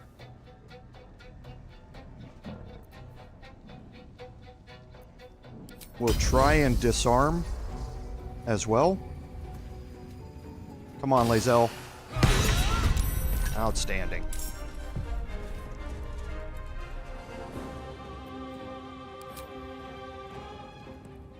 Okay, and now that we also have a break in the action here,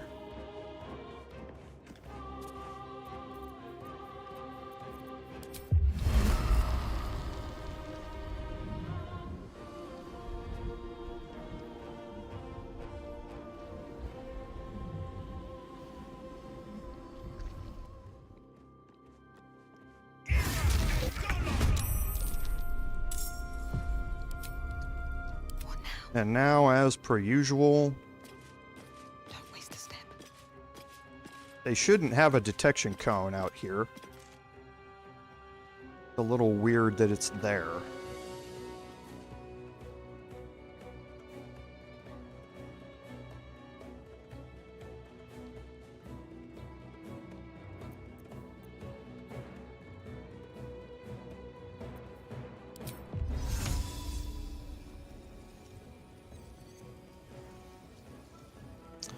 Now, I think we can... That shows I'm going to hit all three. I'm not entirely sure that's the case, though. But we'll try it. Okay, so it did hit all three. Starian's turn is done. Raider's going to move up and do an attack, and I expected that. Put my highest armor class up front.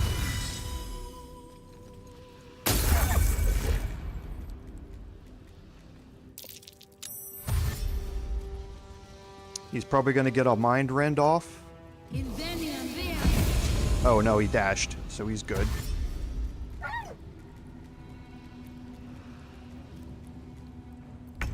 My own people seek my head.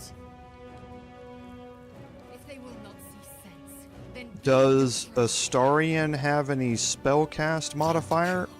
Unless the tooltip for that is wrong. Arcane...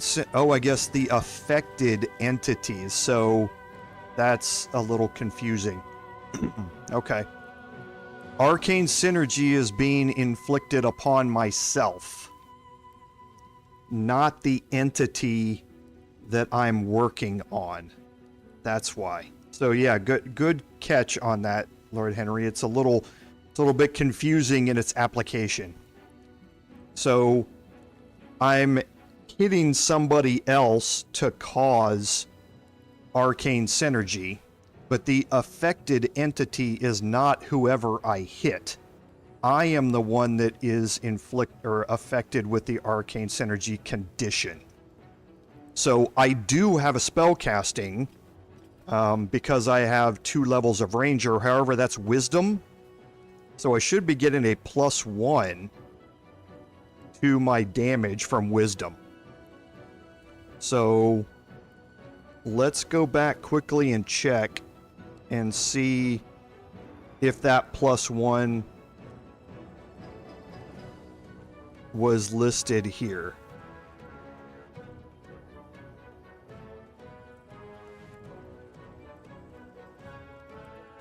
So the damage roll, yes, there it is.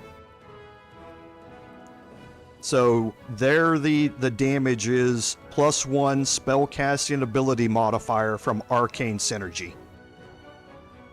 So there it shows up. I got the +5 from Hunter's Mark. I got +1 from Arcane Synergy.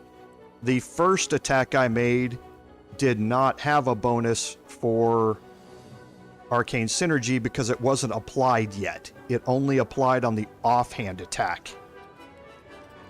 So that's what had been happening. I didn't see it way back up here on the first time that I hit because I was applying the Arcane Synergy trait then. So yes, good catch, Lord Henry. That's how it works. So I'm going to be getting a +1 to my spell or to my damage as long as I have Arcane Synergy up, which I do right now. Time to move. So I can reapply Hunter's Mark.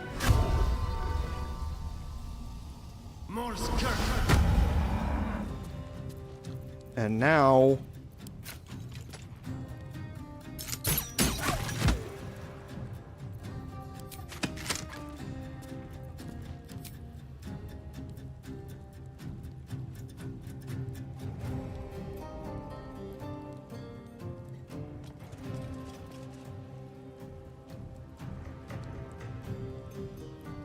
so yes, there it is. +1 spellcasting ability modifier from Arcane Synergy, plus the Hunter's Mark that was there, the psychic damage from Strange Conduit, and the radiant damage from Morning Lord's Radiance. So it is giving me a +1 to my damage.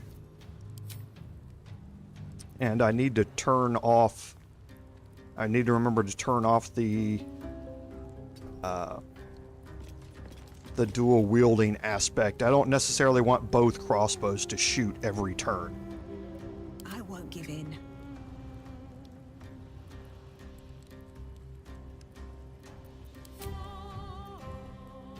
Time to strike.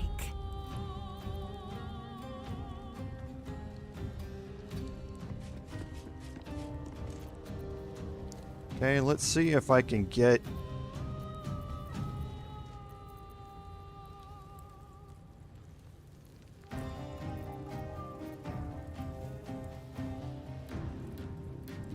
I'm confused. I'll look at that later. See if we can get him to drop his crossbow. Perfect.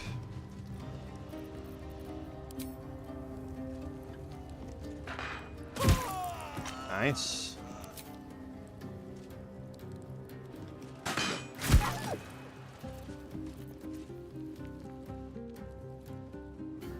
Okay, and I'll save the action surge. This is my time. And then, as per usual here, if we don't kill him outright, we'll knock him back farther through Hunger of Hadar. And then move Will out of line of sight.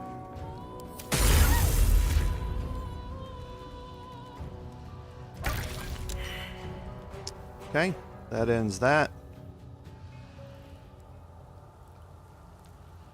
Just going to end my turn here. I can actually put Bardic Inspiration.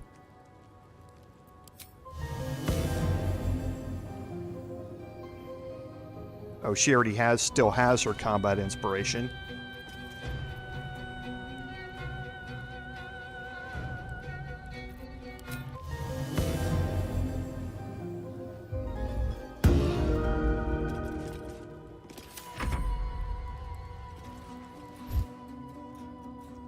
Psychic Rend, we might as well counterspell this.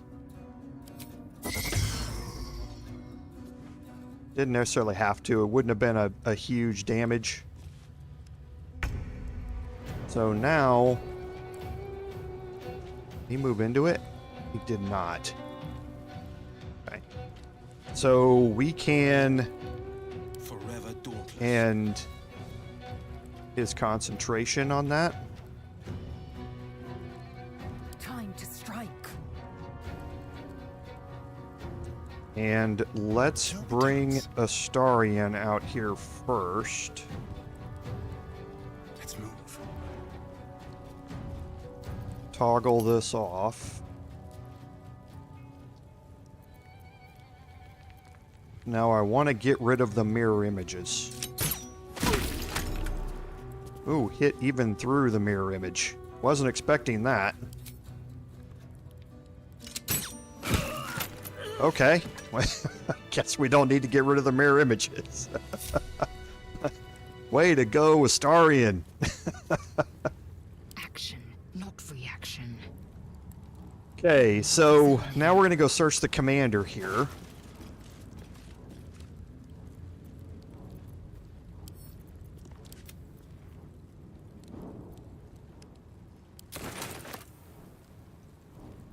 Proceeding.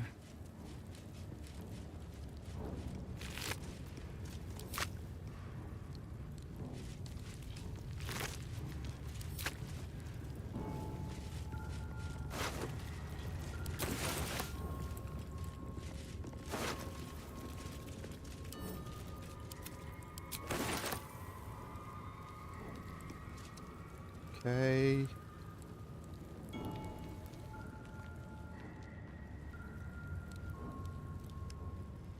There it is. Gonna say, I knew I was missing it. I forgot I disarmed her. You definitely want to pick up the Soulbreaker Greatsword. The Soulbreaker Greatsword is a straight upgrade over the Githyanki Greatsword that we picked up previously. It still has the Githborn Psionic Weapon. It still is a +1 weapon. However, it's got 2 additional traits. The first is Seldom Caught Unawares. You gain a +2 bonus to initiative rolls. That's huge. That's an additional 10% bonus onto your initiative rolls to help you go earlier in the combat rotation. It also has a weapon action that goes along with it if you're proficient with it, and that is Soulbreaker. So when you do this, you're going to gain an additional amount of psychic damage and possibly stun them. And when somebody is stunned, they can't attack back. They can't take actions, bonus actions, or reactions. So stun is incredibly powerful for 2 turns. So you can see that all the additional bonuses and everything you're going to get, it's just a straight +3 psychic damage that goes along with this. It's, like I say, a straight upgrade if you have Lae'zel utilizing greatswords. So you definitely don't want to miss out on it. Have a lot on my mind. And, well, in it. Time to press ahead.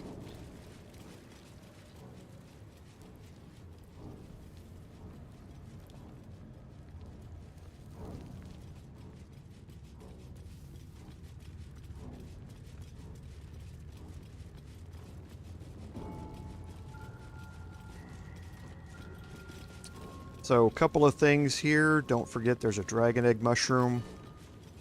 There's also this What's in here? decorated barrel.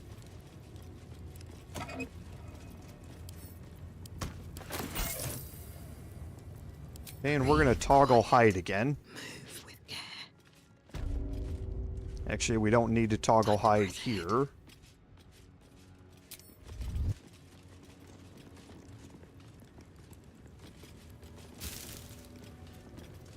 A frumpy hat.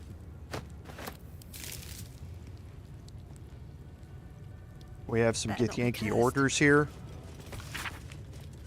You can read these, basically capture all the cultists, try and find out where the weapon is, type thing. Enough waiting. I crave blood. Found and taken.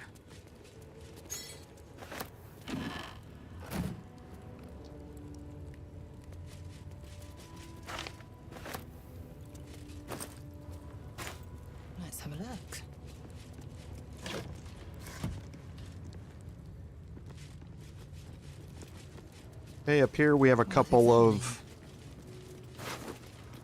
the gnomes that we can search, just for some basic items. Quickly then.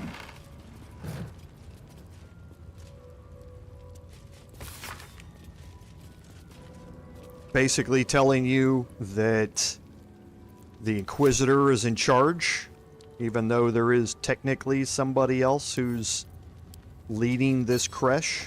The Inquisitor now makes the rules. No time to rest. These boots have seen everything.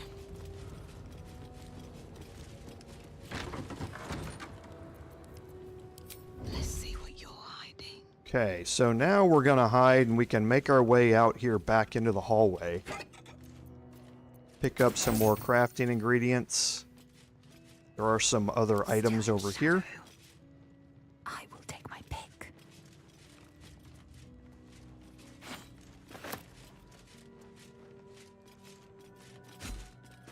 Okay, she's now encumbered.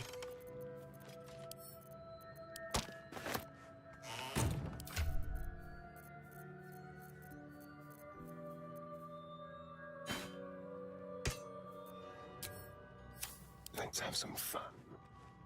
What's in here?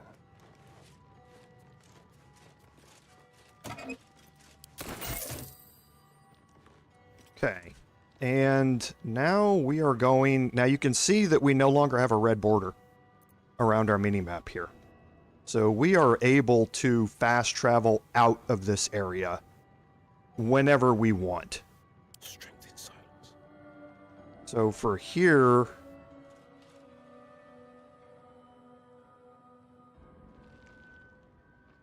I shouldn't have counterspelled that. Just thinking about previous action economy choices. Careful. We're gonna move everybody back here.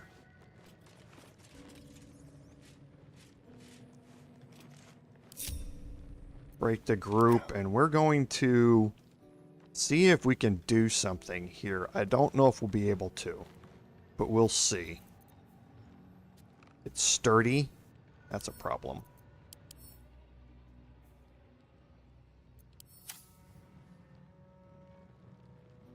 Nice and easy. Eyes open, mouth shut. Not a peep.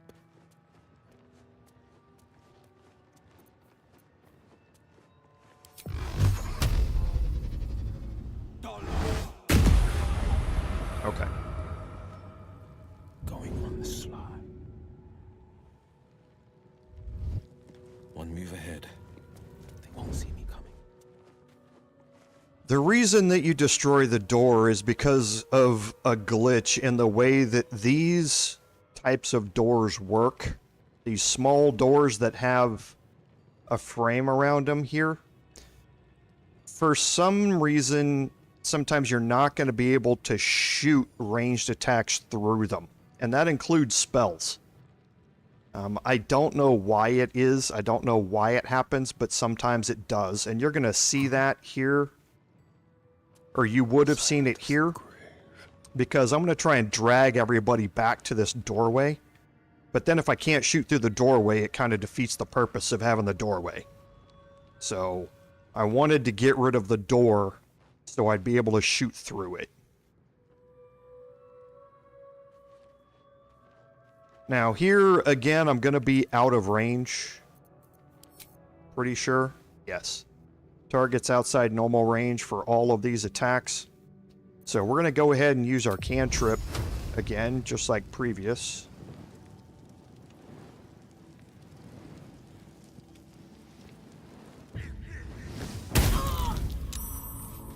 Okay.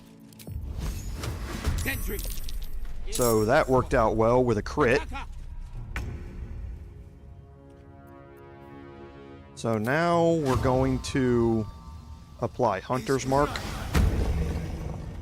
Use our offhand attack. We've got disadvantage here, but I should be able to clear that. That's 5 meters to get back. It's actually 7.7.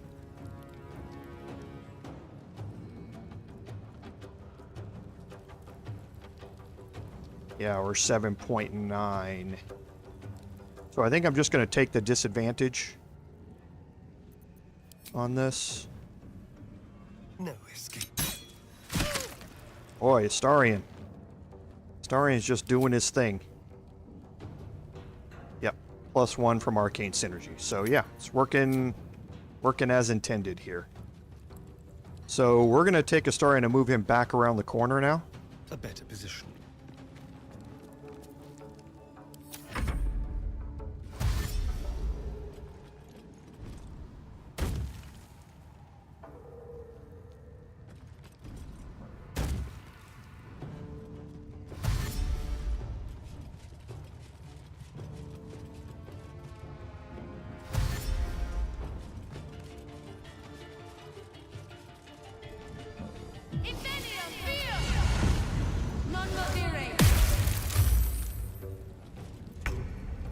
Okay, so now we've got everybody kind of stuck in this doorway here. And that's exactly what we wanted to see. Out of sight, out of mind.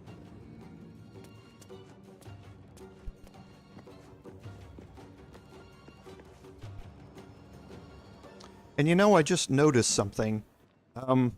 Like I said, I've said before, I've had long COVID ever, for a year now. I have to clear my throat quite often. I normally mute my headset when I clear my throat. I've noticed that the mute button on my headset, though, I'm still getting sound input from the mic as it drops down. Have you guys been able to hear me clear my throat when I've been doing that?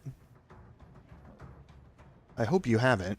I've been muting my mic specifically for that, but it seems to still get a sound input for a couple of seconds after I mute it. I hope you haven't been able to hear me keep clearing my throat in your ear. I apologize for that. Let me know if you have, and I'll make sure I give it a few seconds after I do it. Okay. Good. I'm hoping that the mute button actually mutes as soon as I press it, not 2 seconds afterward. I try not to do that right in y'all's ear. Okay, good. Glad to hear. So, here, I wouldn't be able to knock back there.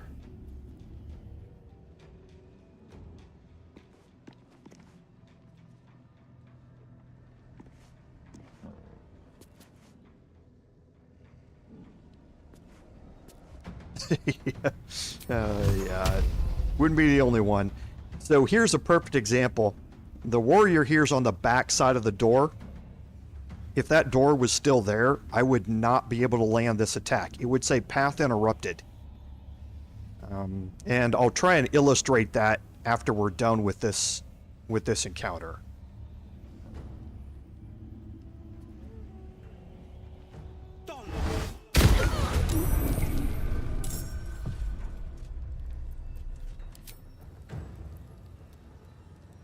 Okay, so Astarian, 9 hit points left.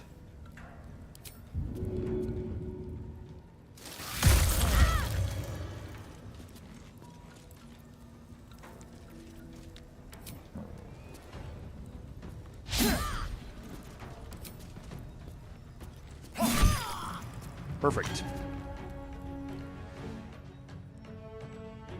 So now I'm going to... I was hoping I would actually knock the warrior back. I didn't do that.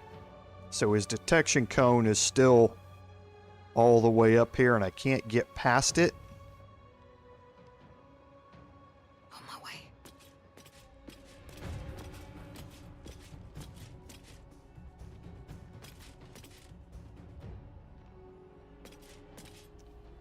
I can get pretty close here and probably jump into the doorway. Yes, I can.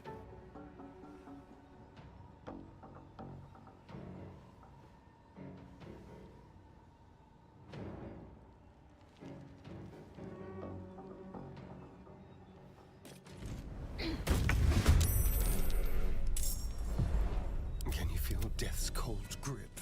Light steps.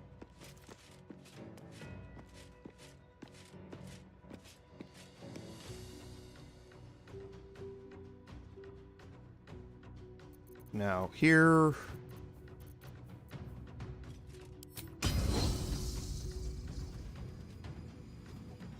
Okay, that should be okay. Ready to parry on both. Let's not waste a superiority die on that then.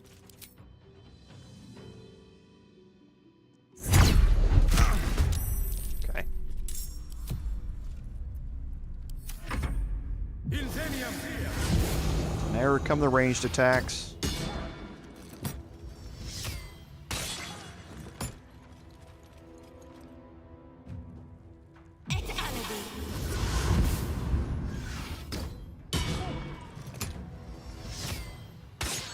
That's a 21 armor class for you.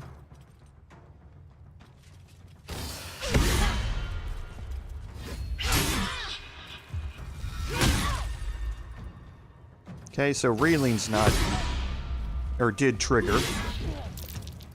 You went after Astarian. You little punk. Okay, I thought I had clogged up the doorway enough. I guess I hadn't. So now we're going to have an opportunity here to see Soulbreaker in action. Let's actually leave myself some maneuvering room.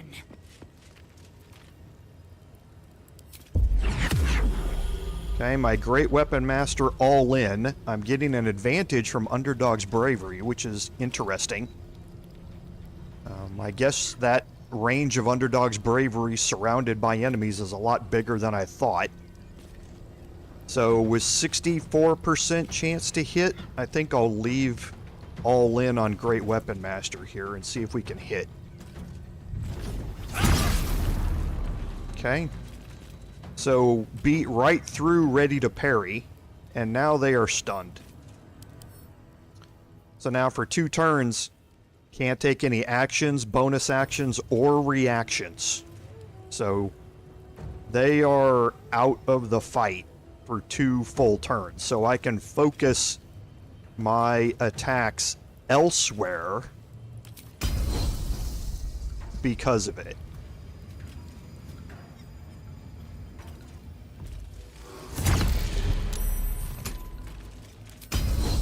Shouldn't have used my superiority die there. 55% chance. Let's use one of them on precision attack.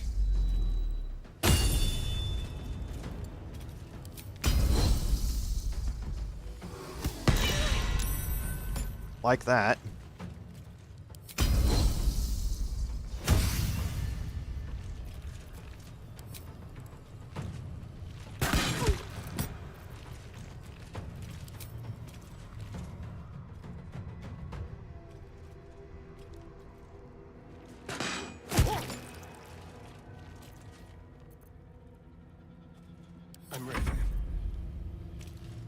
Okay, so now Astarian is free to move because this warrior cannot take any actions or reactions.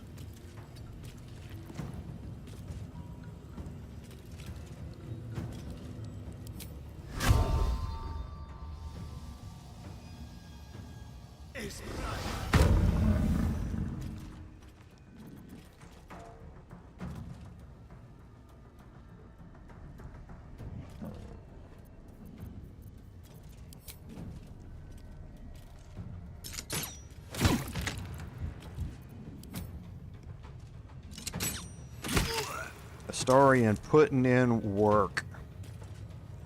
Just putting in work. On the victor's path.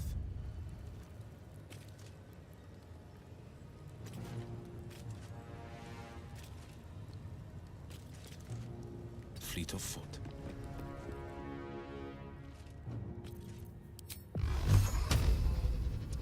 Path's interrupted there. Of course, there's not enough movement. I could Misty Step, but actually I can't.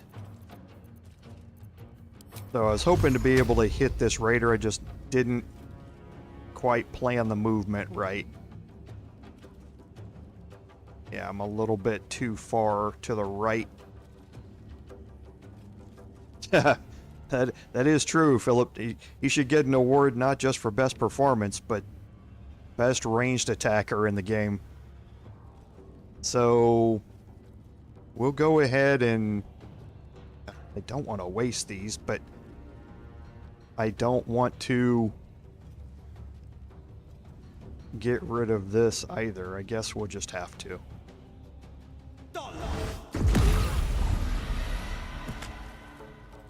Okay.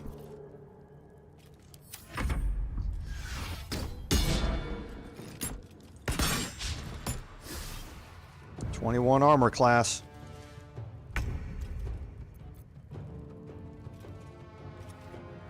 Now you are just going to get slapped in the face. The other one is still stunned. Another day, another fight.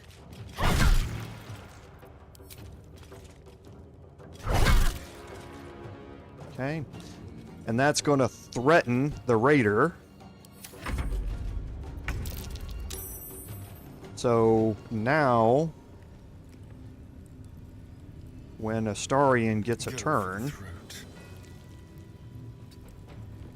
I can throw sneak attack on this. Up. If it hits.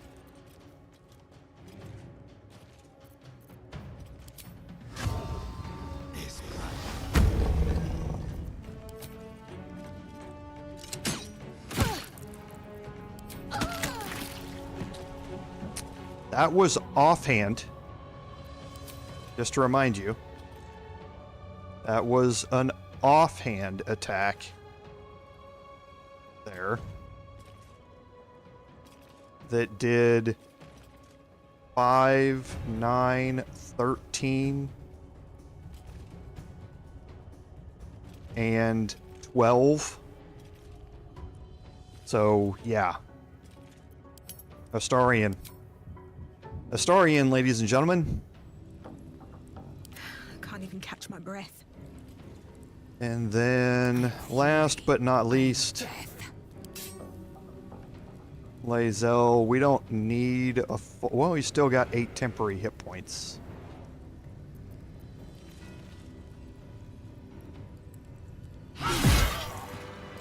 Okay. So, carrying capacity, so let's have Will come up here. Pride of the gate.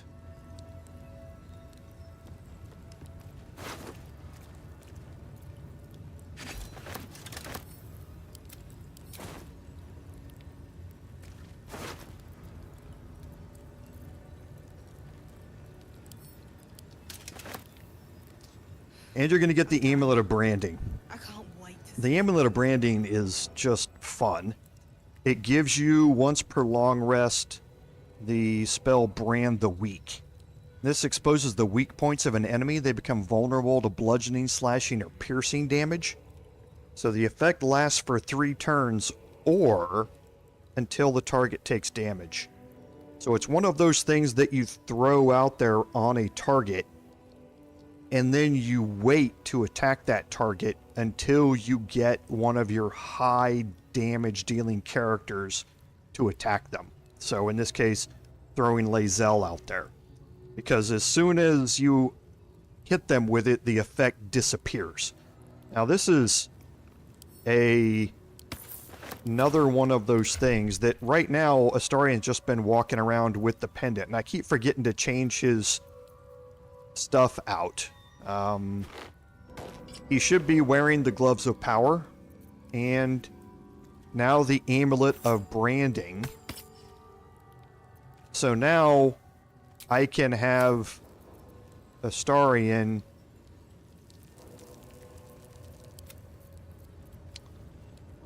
brand the weak before a round of attack where Lae'zel's going to go in.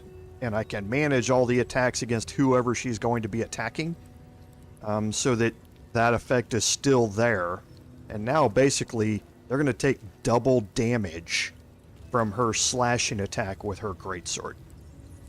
So again, another way to really bump your single target damage up to kind of a stupid degree with all of these buffs and debuffs that you're going to have. And like I say, this is now becoming more and more important as you go through this.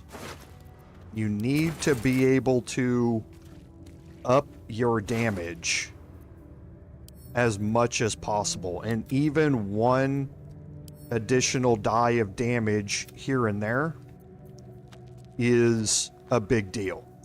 So the crossbow of arcane force, we're gonna send that to Lae'zel for now. So the crossbow of arcane force is a +1 crossbow. Comparing that with Gandrel's Aspiration. Gandrel's Aspiration is a +1 crossbow. The differences are Feller of Monsters. However, Feller of Monsters only applies against monstrosity type enemies. All the other time, that advantage is not there. The other thing is that you have Sacred Munitions. So for one turn, you can activate Gandrel's Aspiration so that your ranged attacks can possibly turn the undead. So against monstrosity types or against undead, Gandrel's Aspiration can be very, very useful. All other times, it's just a regular +1 heavy crossbow. The crossbow of Arcane Force is also a +1 heavy crossbow, so you can see the damage is the same. However, it has arcane ammunition, which again, as a bonus action once per short rest, your ranged attacks deal an additional 1d4 force damage. And that applies against all targets, whether they're undead, monstrosities, or whatever. Advantage against monstrosities is a much bigger deal, because that advantage applies against with your melee weapons, not just your ranged attacks. And turn undead possibly can work, however you're casting it at a low level with this as opposed to the cleric version. But in all other walking around circumstances, the crossbow of Arcane Force can be more useful for Lae'zel to use. So I'm going to just swap that out for her. See if we can get her below her carry weight.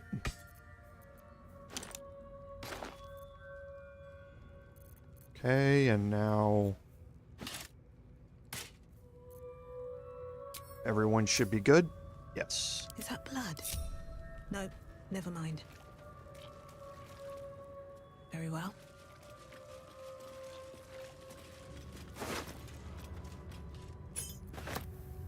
I don't think anybody can carry those without being encumbered, so...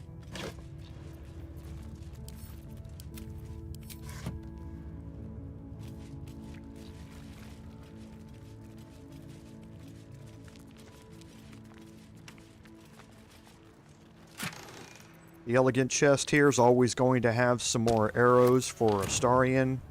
There's a wooden trunk back here with camp supplies. And you have an elegant chest with some scrolls for Will. Now in here, there's another elegant chest here. I always take some time looking through the various crates that are back here.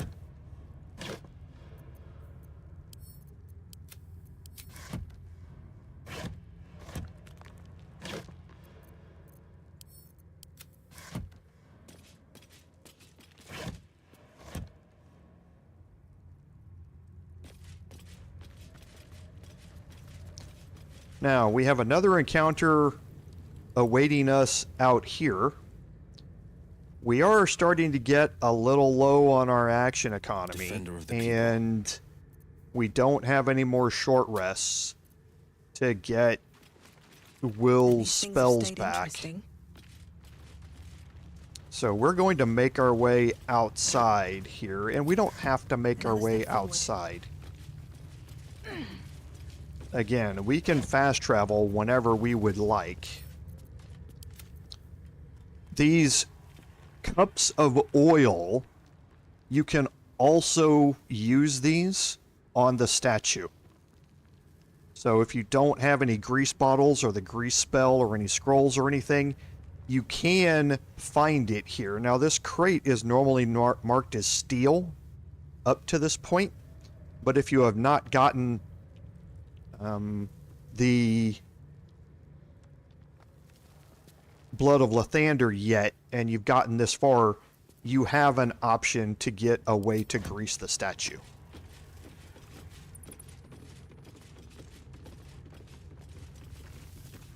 Okay, so we have more things that we can pick up back here to sell off.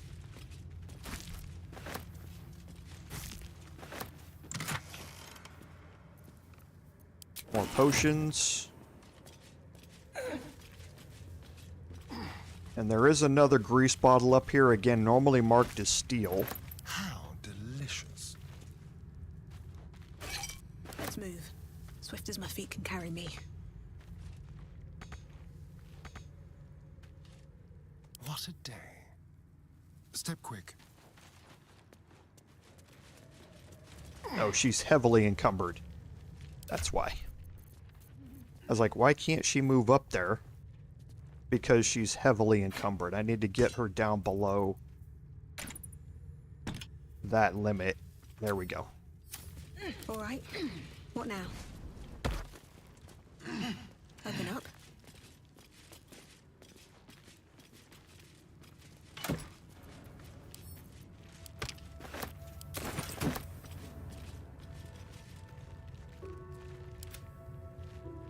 Into my pocket.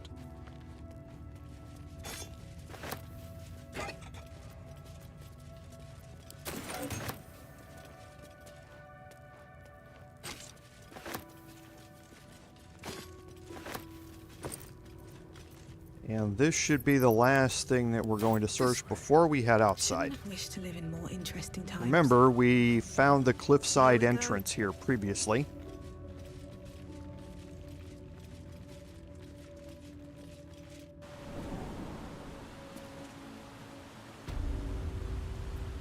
Okay, now that we're outside, we're going to head to camp. However, something's going to interrupt that. And we want to make sure when we head to camp here that somebody else is overloaded so that I can walk around easily. Okay. So we're going to take our long rest here.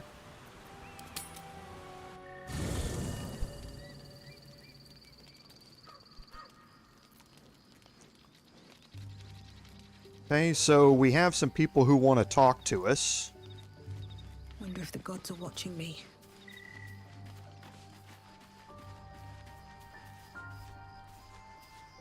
Always a pleasure. I suppose not many can boast that they've been to a Githyanki creche and survived. Perhaps that's a good omen for our chances going forward, if you're feeling optimistic. Okay, so nothing else from Shadowheart.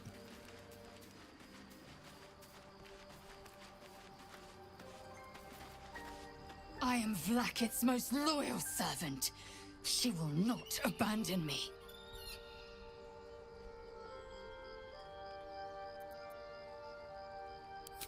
Kalir's clutch held 36 eggs, more or less, though I've learned of creches that harbored 100.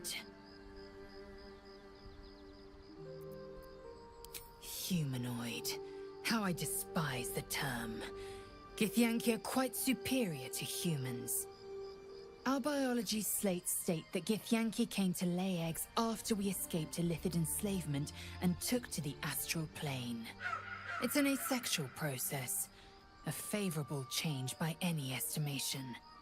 Hideous to imagine a life where I couldn't partake in the pleasures of sex without the looming threat of bearing children. Shukiani. Githyanki chosen by Vlaakith herself to bear young. The Queen assigns when and where they must lay, and how many eggs they must bear. The Shukyani pass their eggs in the material plane. In the Astral, time barely passes. It is a meticulous process, carefully timed so that the eggs hatch at once. Go on then. So some interesting lore about the Githyanki reproduction process. All of that is true. They lay their eggs in the material plane because they can't gestate in the astral plane. So they always have to do an incursion, is what they call them, into the material plane to reproduce. My own Savage would never have threatened a youngling. A waste of time and energy. The pupils themselves culled the weak from their ranks. I myself felled 4 of my own classmates once Kalir had 100 times circled to Rill. Of course. My people have no use for cowards. Every trainee that I slayed was either too weak to withstand the lessons, or was cocky enough to pick a fight they could never win. They underestimated me, so they paid the price. The Githyanki are only as powerful as their weakest warrior. Jaquith de Venzir, the termination of the frail, strengthens us. So very Spartan society oriented. The Githyanki took their origins from the ancient Greek Spartan culture for a lot of their lore and that sort of stuff. Hey, soldier, well, I'm not feeling so good. My engine is getting worse. Feels like it's going to burst out of my chest. We need to catch up with Damon. See if he's thought of a way to fix this thing. If it can be fixed. Well, I imagine it's lights out, Big K.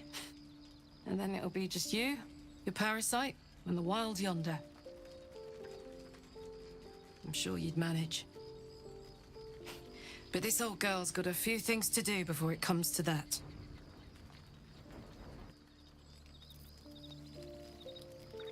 Looks like we're done here. Pity. This place has been a wild ride.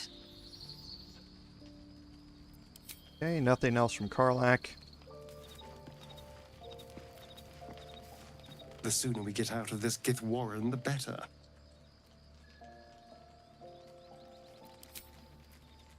Or Astarian. Walking freely out of a Githyanki creche. A miracle if ever I've seen one. And trust me, I've seen quite a few.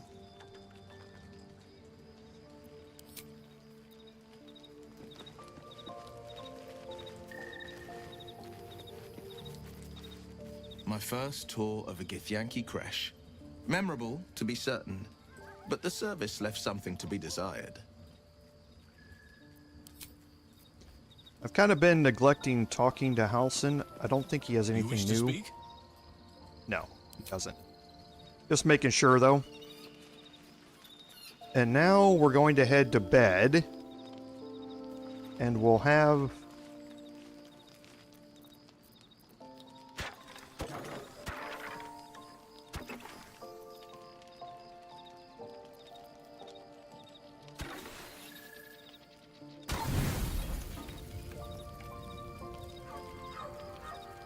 Oh, I need 4, not 6.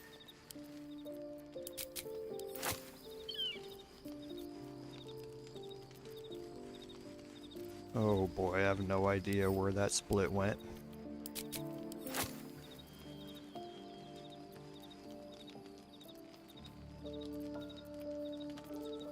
I don't know why they're splitting amongst each other. That's annoying. I don't want all those fish, but those two fish are splitting back and forth with each other.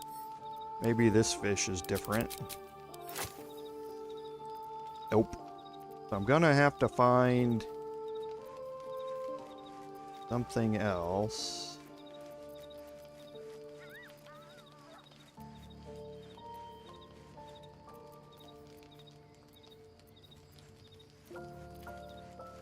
I'll just use these and go one over. I've got plenty.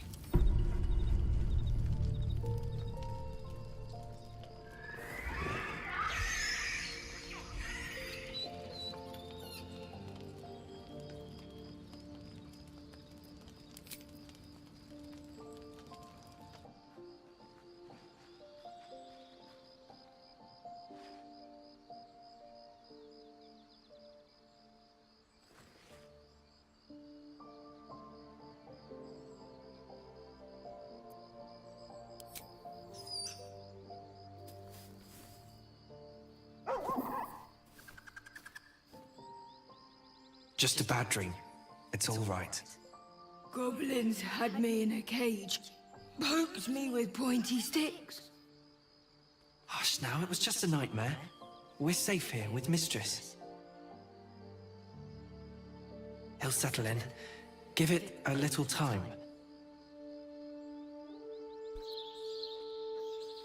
He's still young. I remember Gonwick would let me sleep under his cloak when I was a pup. It helps.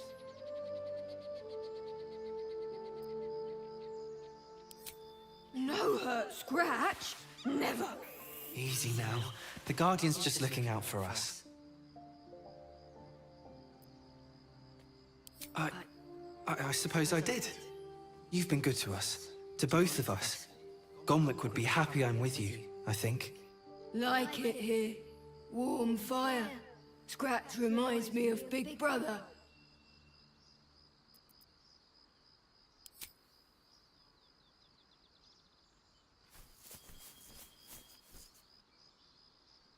Thank you.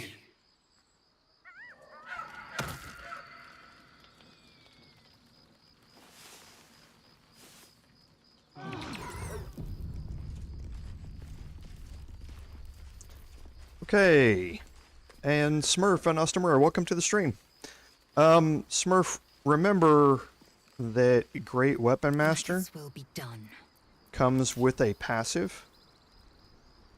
So Great Weapon Master gives you a -5 penalty to hit, but your damage goes up by 10.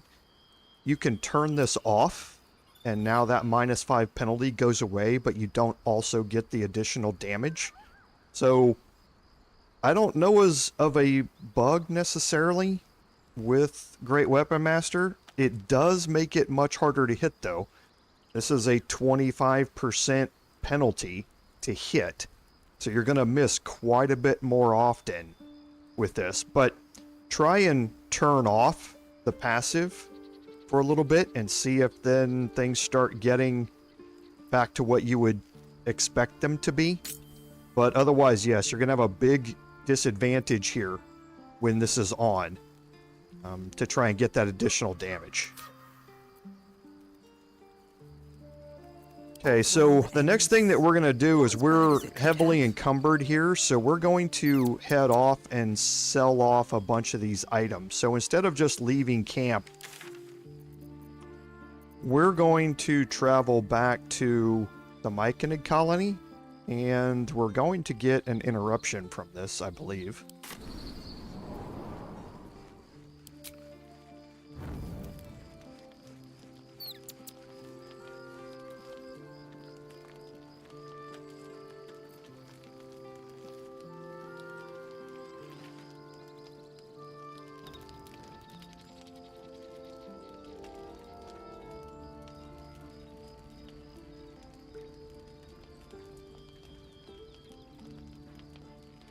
Supreme Kithrak, has Vlaakith sent you to slay me with your own blade? I've not come to kill you, Lae'zel. I've come to aid you. Don't trust him.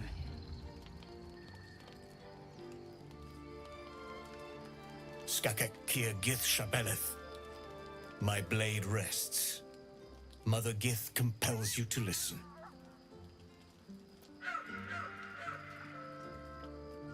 Speak. My ear is yours. I know you carry the Astral Prism, Lae'zel. Within it lies the seed of Vlaakith's demise, and I intend to help you bring it to fruition. Vlaakith's demise? Skaketh. I should run you through for suggesting it.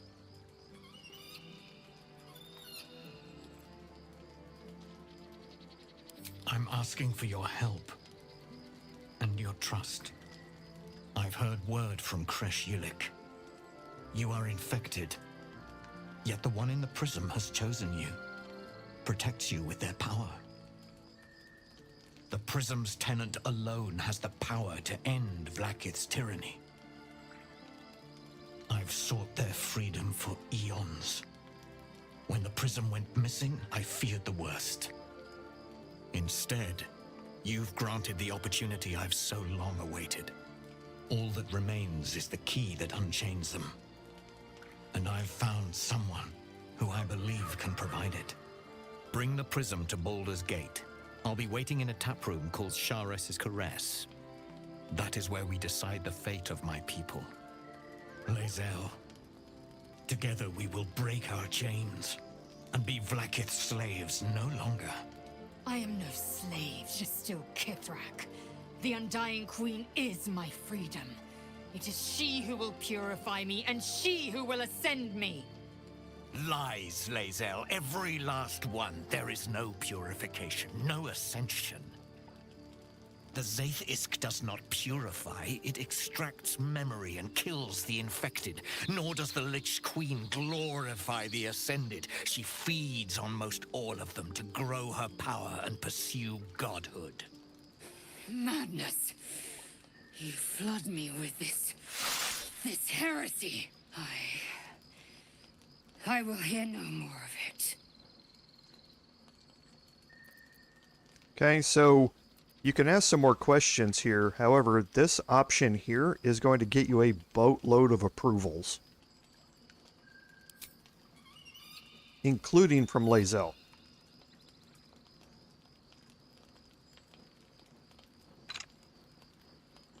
I served Vlaakith the whole of my life.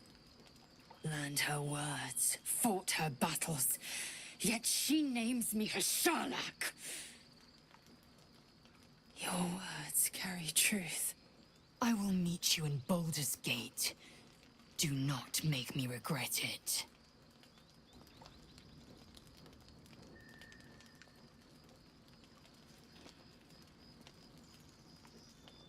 Lae'zel, I see Talak Magir in you, sister in freedom. Together we will be our people's light. Take this. It is a Quanith, a psionic detector. The Queen's warriors hunt you. The Quanith will sound you out when you come near their portals. Hear its cry and prepare for battle, or slip away. I should go. Vlaakith's gaze pierces the seas and skies. She believes me loyal, and I can't afford her mistrust. Keep the Astral Prism close. Let no one take it from you. Slay any who try. Now to Baldur's Gate. I'll be waiting, Lae'zel.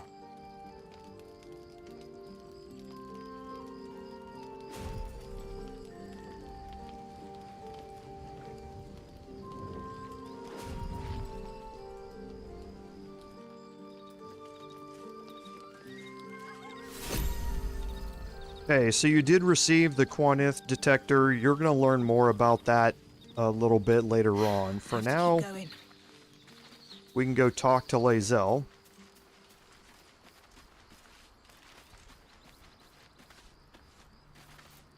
Vlaakith Kosivim Chrath Crashet. Only in Vlaakith may we find light. These were the first words I ever read on Tirsu's slate, but they are no mere aphorism. They are law.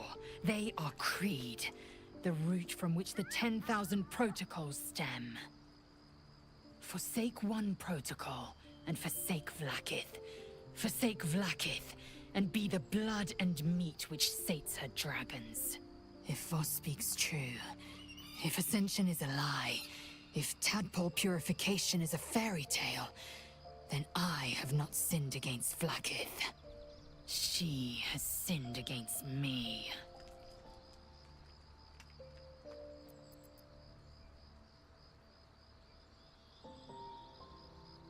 I'd never thought Vlaakith a tyrant, or me as a vassal. She was the source of my might, and I the envoy of her will. A warrior, a champion, a destroyer. But if Voss is right, and Vlaakith consumes the Ascended to gain power, then I am no destroyer. I am mere livestock, bred to be harvested and devoured. Every Githyanki is a slave with a singular purpose. Not to cull the Geich, not to prevent their grand design, but to raise Vlaakith to true godhood.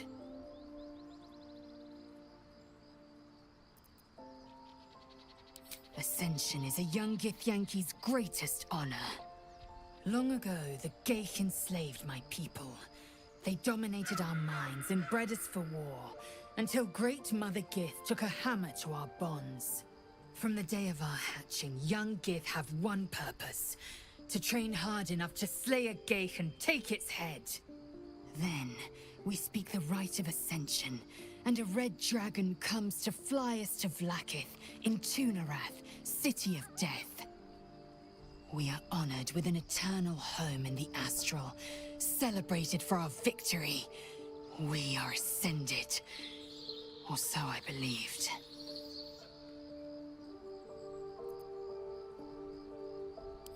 I don't know. I can't know. And that drives me mad. At first, I thought them an illithid deception, a trick of the tadpole. But the dream figure is real. It lives in the Prism. Voss believes they are the seed of Vlaakith's demise and the agent of Githyanki freedom. And I believe he may be right.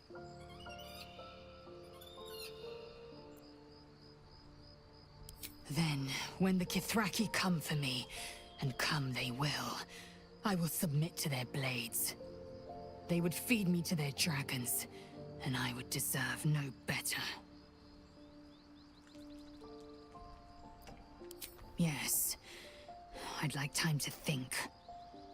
We'll meet Kithrak Voss at Cheres's Caress in Baldur's Gate. Until then, be vigilant. Vlaakith's eyes are upon us.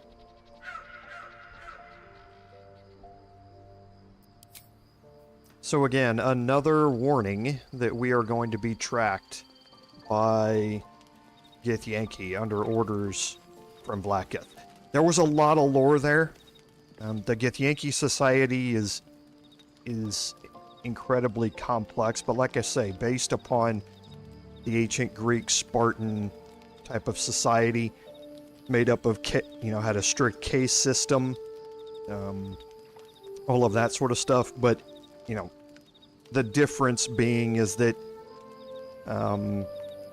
in the Githyanki society, even though Vlaakith is there, she's not really considered like a religious deity. She's a source of power, a source of might. She's a ruler, even though she is a god. Spartans never had that, same type of thing. It was really all about the society and the individual.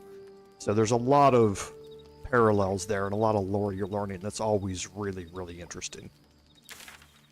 So now I have no choice but to leave camp, but leave camp is now going to put me where I tried to fast travel to. That encounter there is going to happen the first time you try and travel away from this location.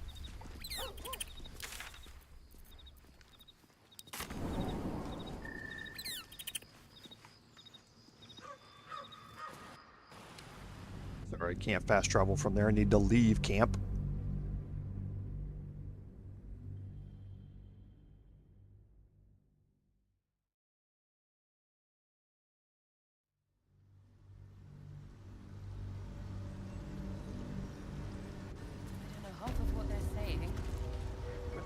With haste.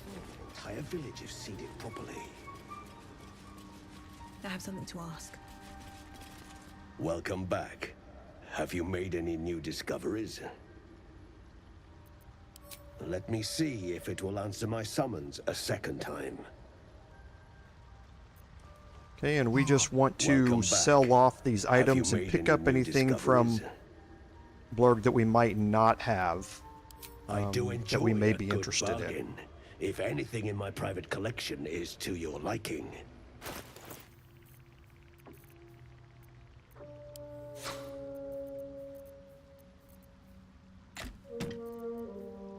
So just get rid of a lot of these things that we're carrying.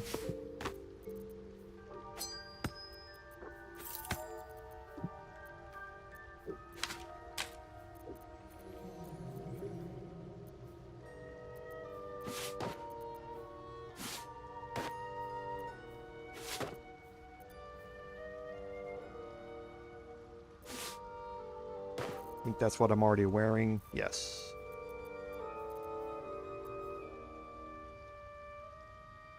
Okay, so let's see if there are any. We can always take some more healing potions.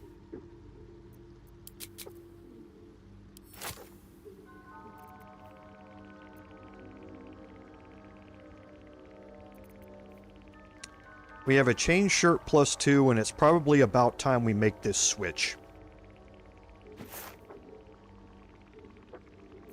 I'll explain it here in a second.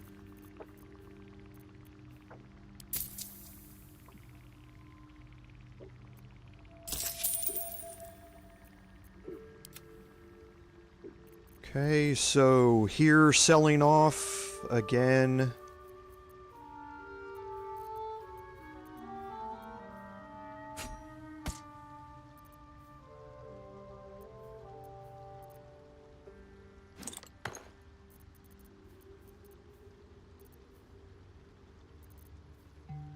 The short bow +1 we just picked up that we don't need. Okay, see if there's anything else that we need over here. I don't believe that there is, but just checking one more time. We talked about the Baneful a long time ago. So, Scroll of Cloud Kill's very, very nice.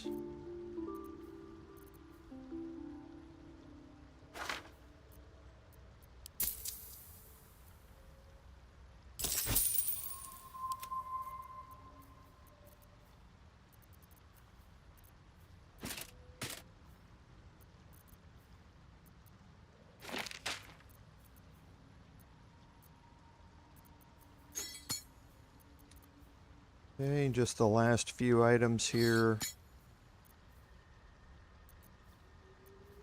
Anything else?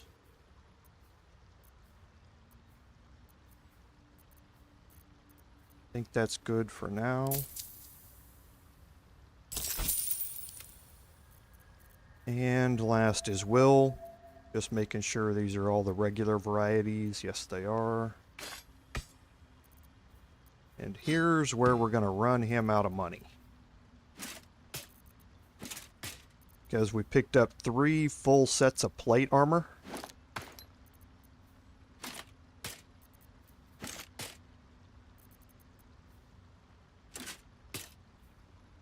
And he doesn't have enough gold for that.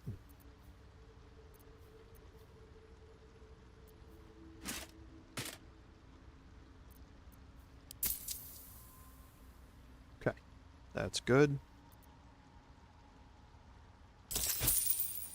Very well. And we'll sell off the last item here to Omelium. I greet you, son child.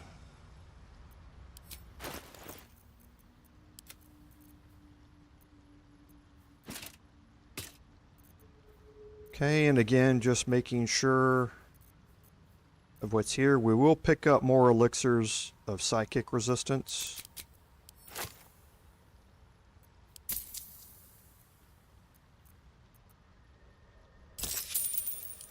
And I think that's all. Yes. And we'll explain the chain shirt May your +2. travels be safe and swift.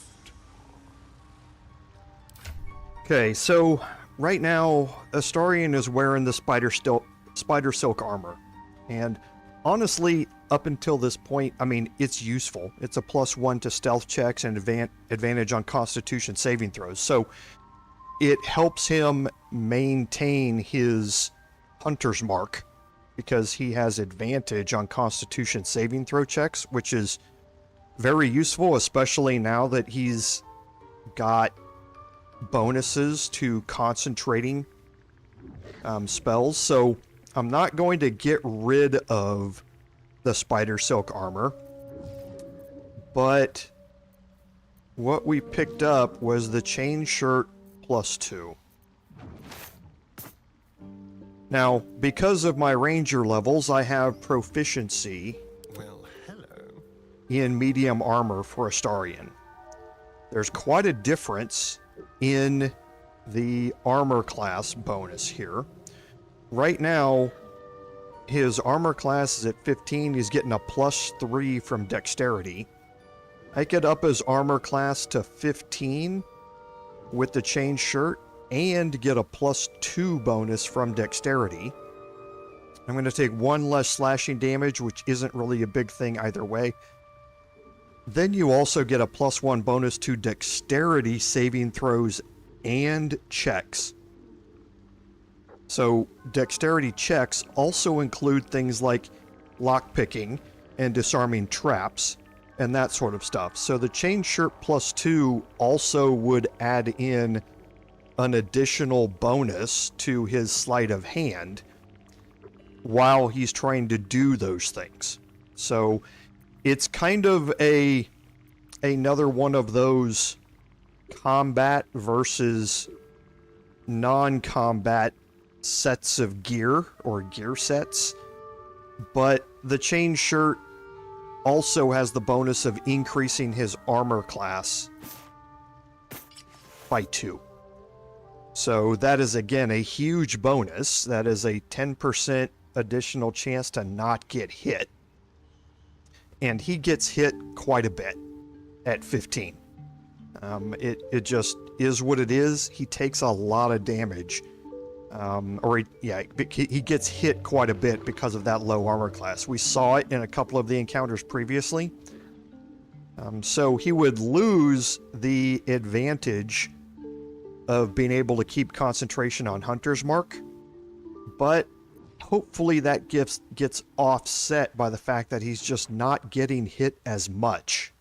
So he doesn't have the opportunity to lose Hunter's Mark as often either.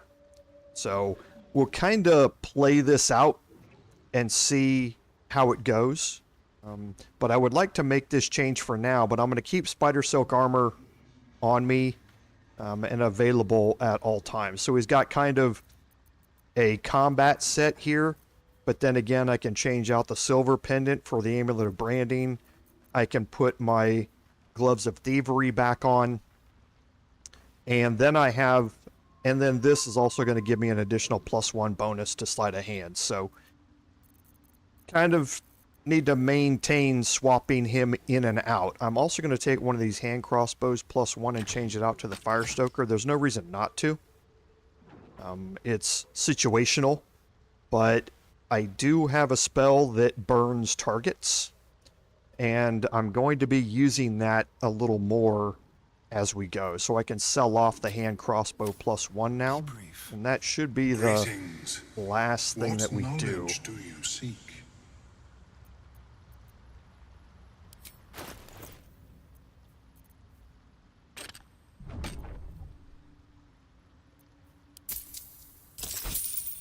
I've actually given 2 levels of Ranger to Astarian right now, Astamura. There's a plan behind that.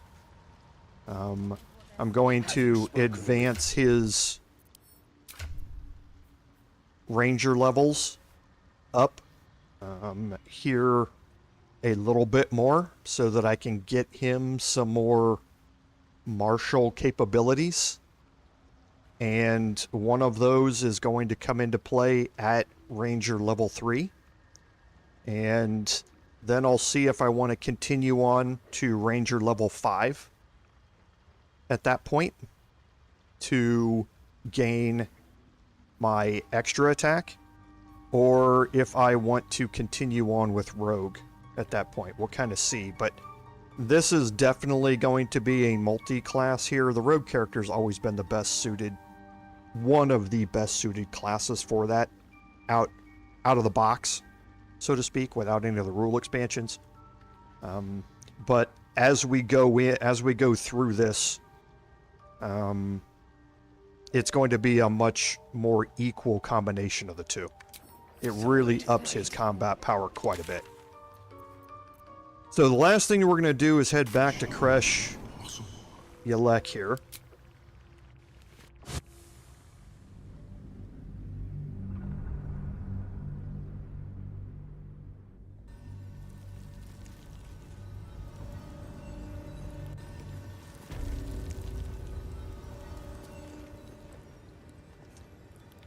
Okay, and now we've concluded this area here. We've concluded this area here. We still have the classroom and the hatchery that are left, as well as the main entrance here. I don't need any attention right now. Best be on my way. I just want a little look.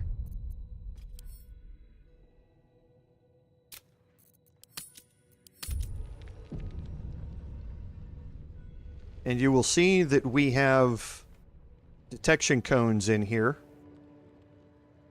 So the entire classroom here, there is, I think there are 10 enemies in here, or 9 enemies in here. They are all angry with us. You can skip all of these. However, it is really valuable XP. And you need a lot now to start gaining levels. So taking 75 or 50 XP from every kill that you get from in here adds quite a bit. So you're not going to pass up on, 400, 500 XP if you can avoid it. So that's why I'm going through all of these encounters, is so that I can level up as fast as I can. So I'm going to do, next week, we're going to start off by dealing with the classroom, as well as the hatchery. The infirmary has already been done, I believe. We failed our checks, so we had to fight our way out of the infirmary. So that's already been done. And then, of course, we will have the encounter here at the main entrance. But we're going to approach this one through the storage room that we were just at, as opposed to approaching from here. That way we can maintain the high ground on the side over here. So that will be what's coming up next week. So, and that gives us a good place to cut our live stream off today. Remember that in an hour from now at 2 p.m. Central Time, we will have the Paladin, the continuation of the Paladin playthrough, where we're going to be going through a lot of the same stuff. However, our party makeup is much different on that one. So you'll see different ways to play things. It's arguably quite a bit harder if you do not have the Hunger of Hadar. So we'll see what we can do about that. And yeah, that was the Paladin playthrough. So they're still here in the Bard playthrough. You can see them here. So that will be coming up. So, but as always, I'd like to thank everyone for being here today. Without your support, none of this would be possible. This is Commander Jorval saying, for the next hour, fare thee well.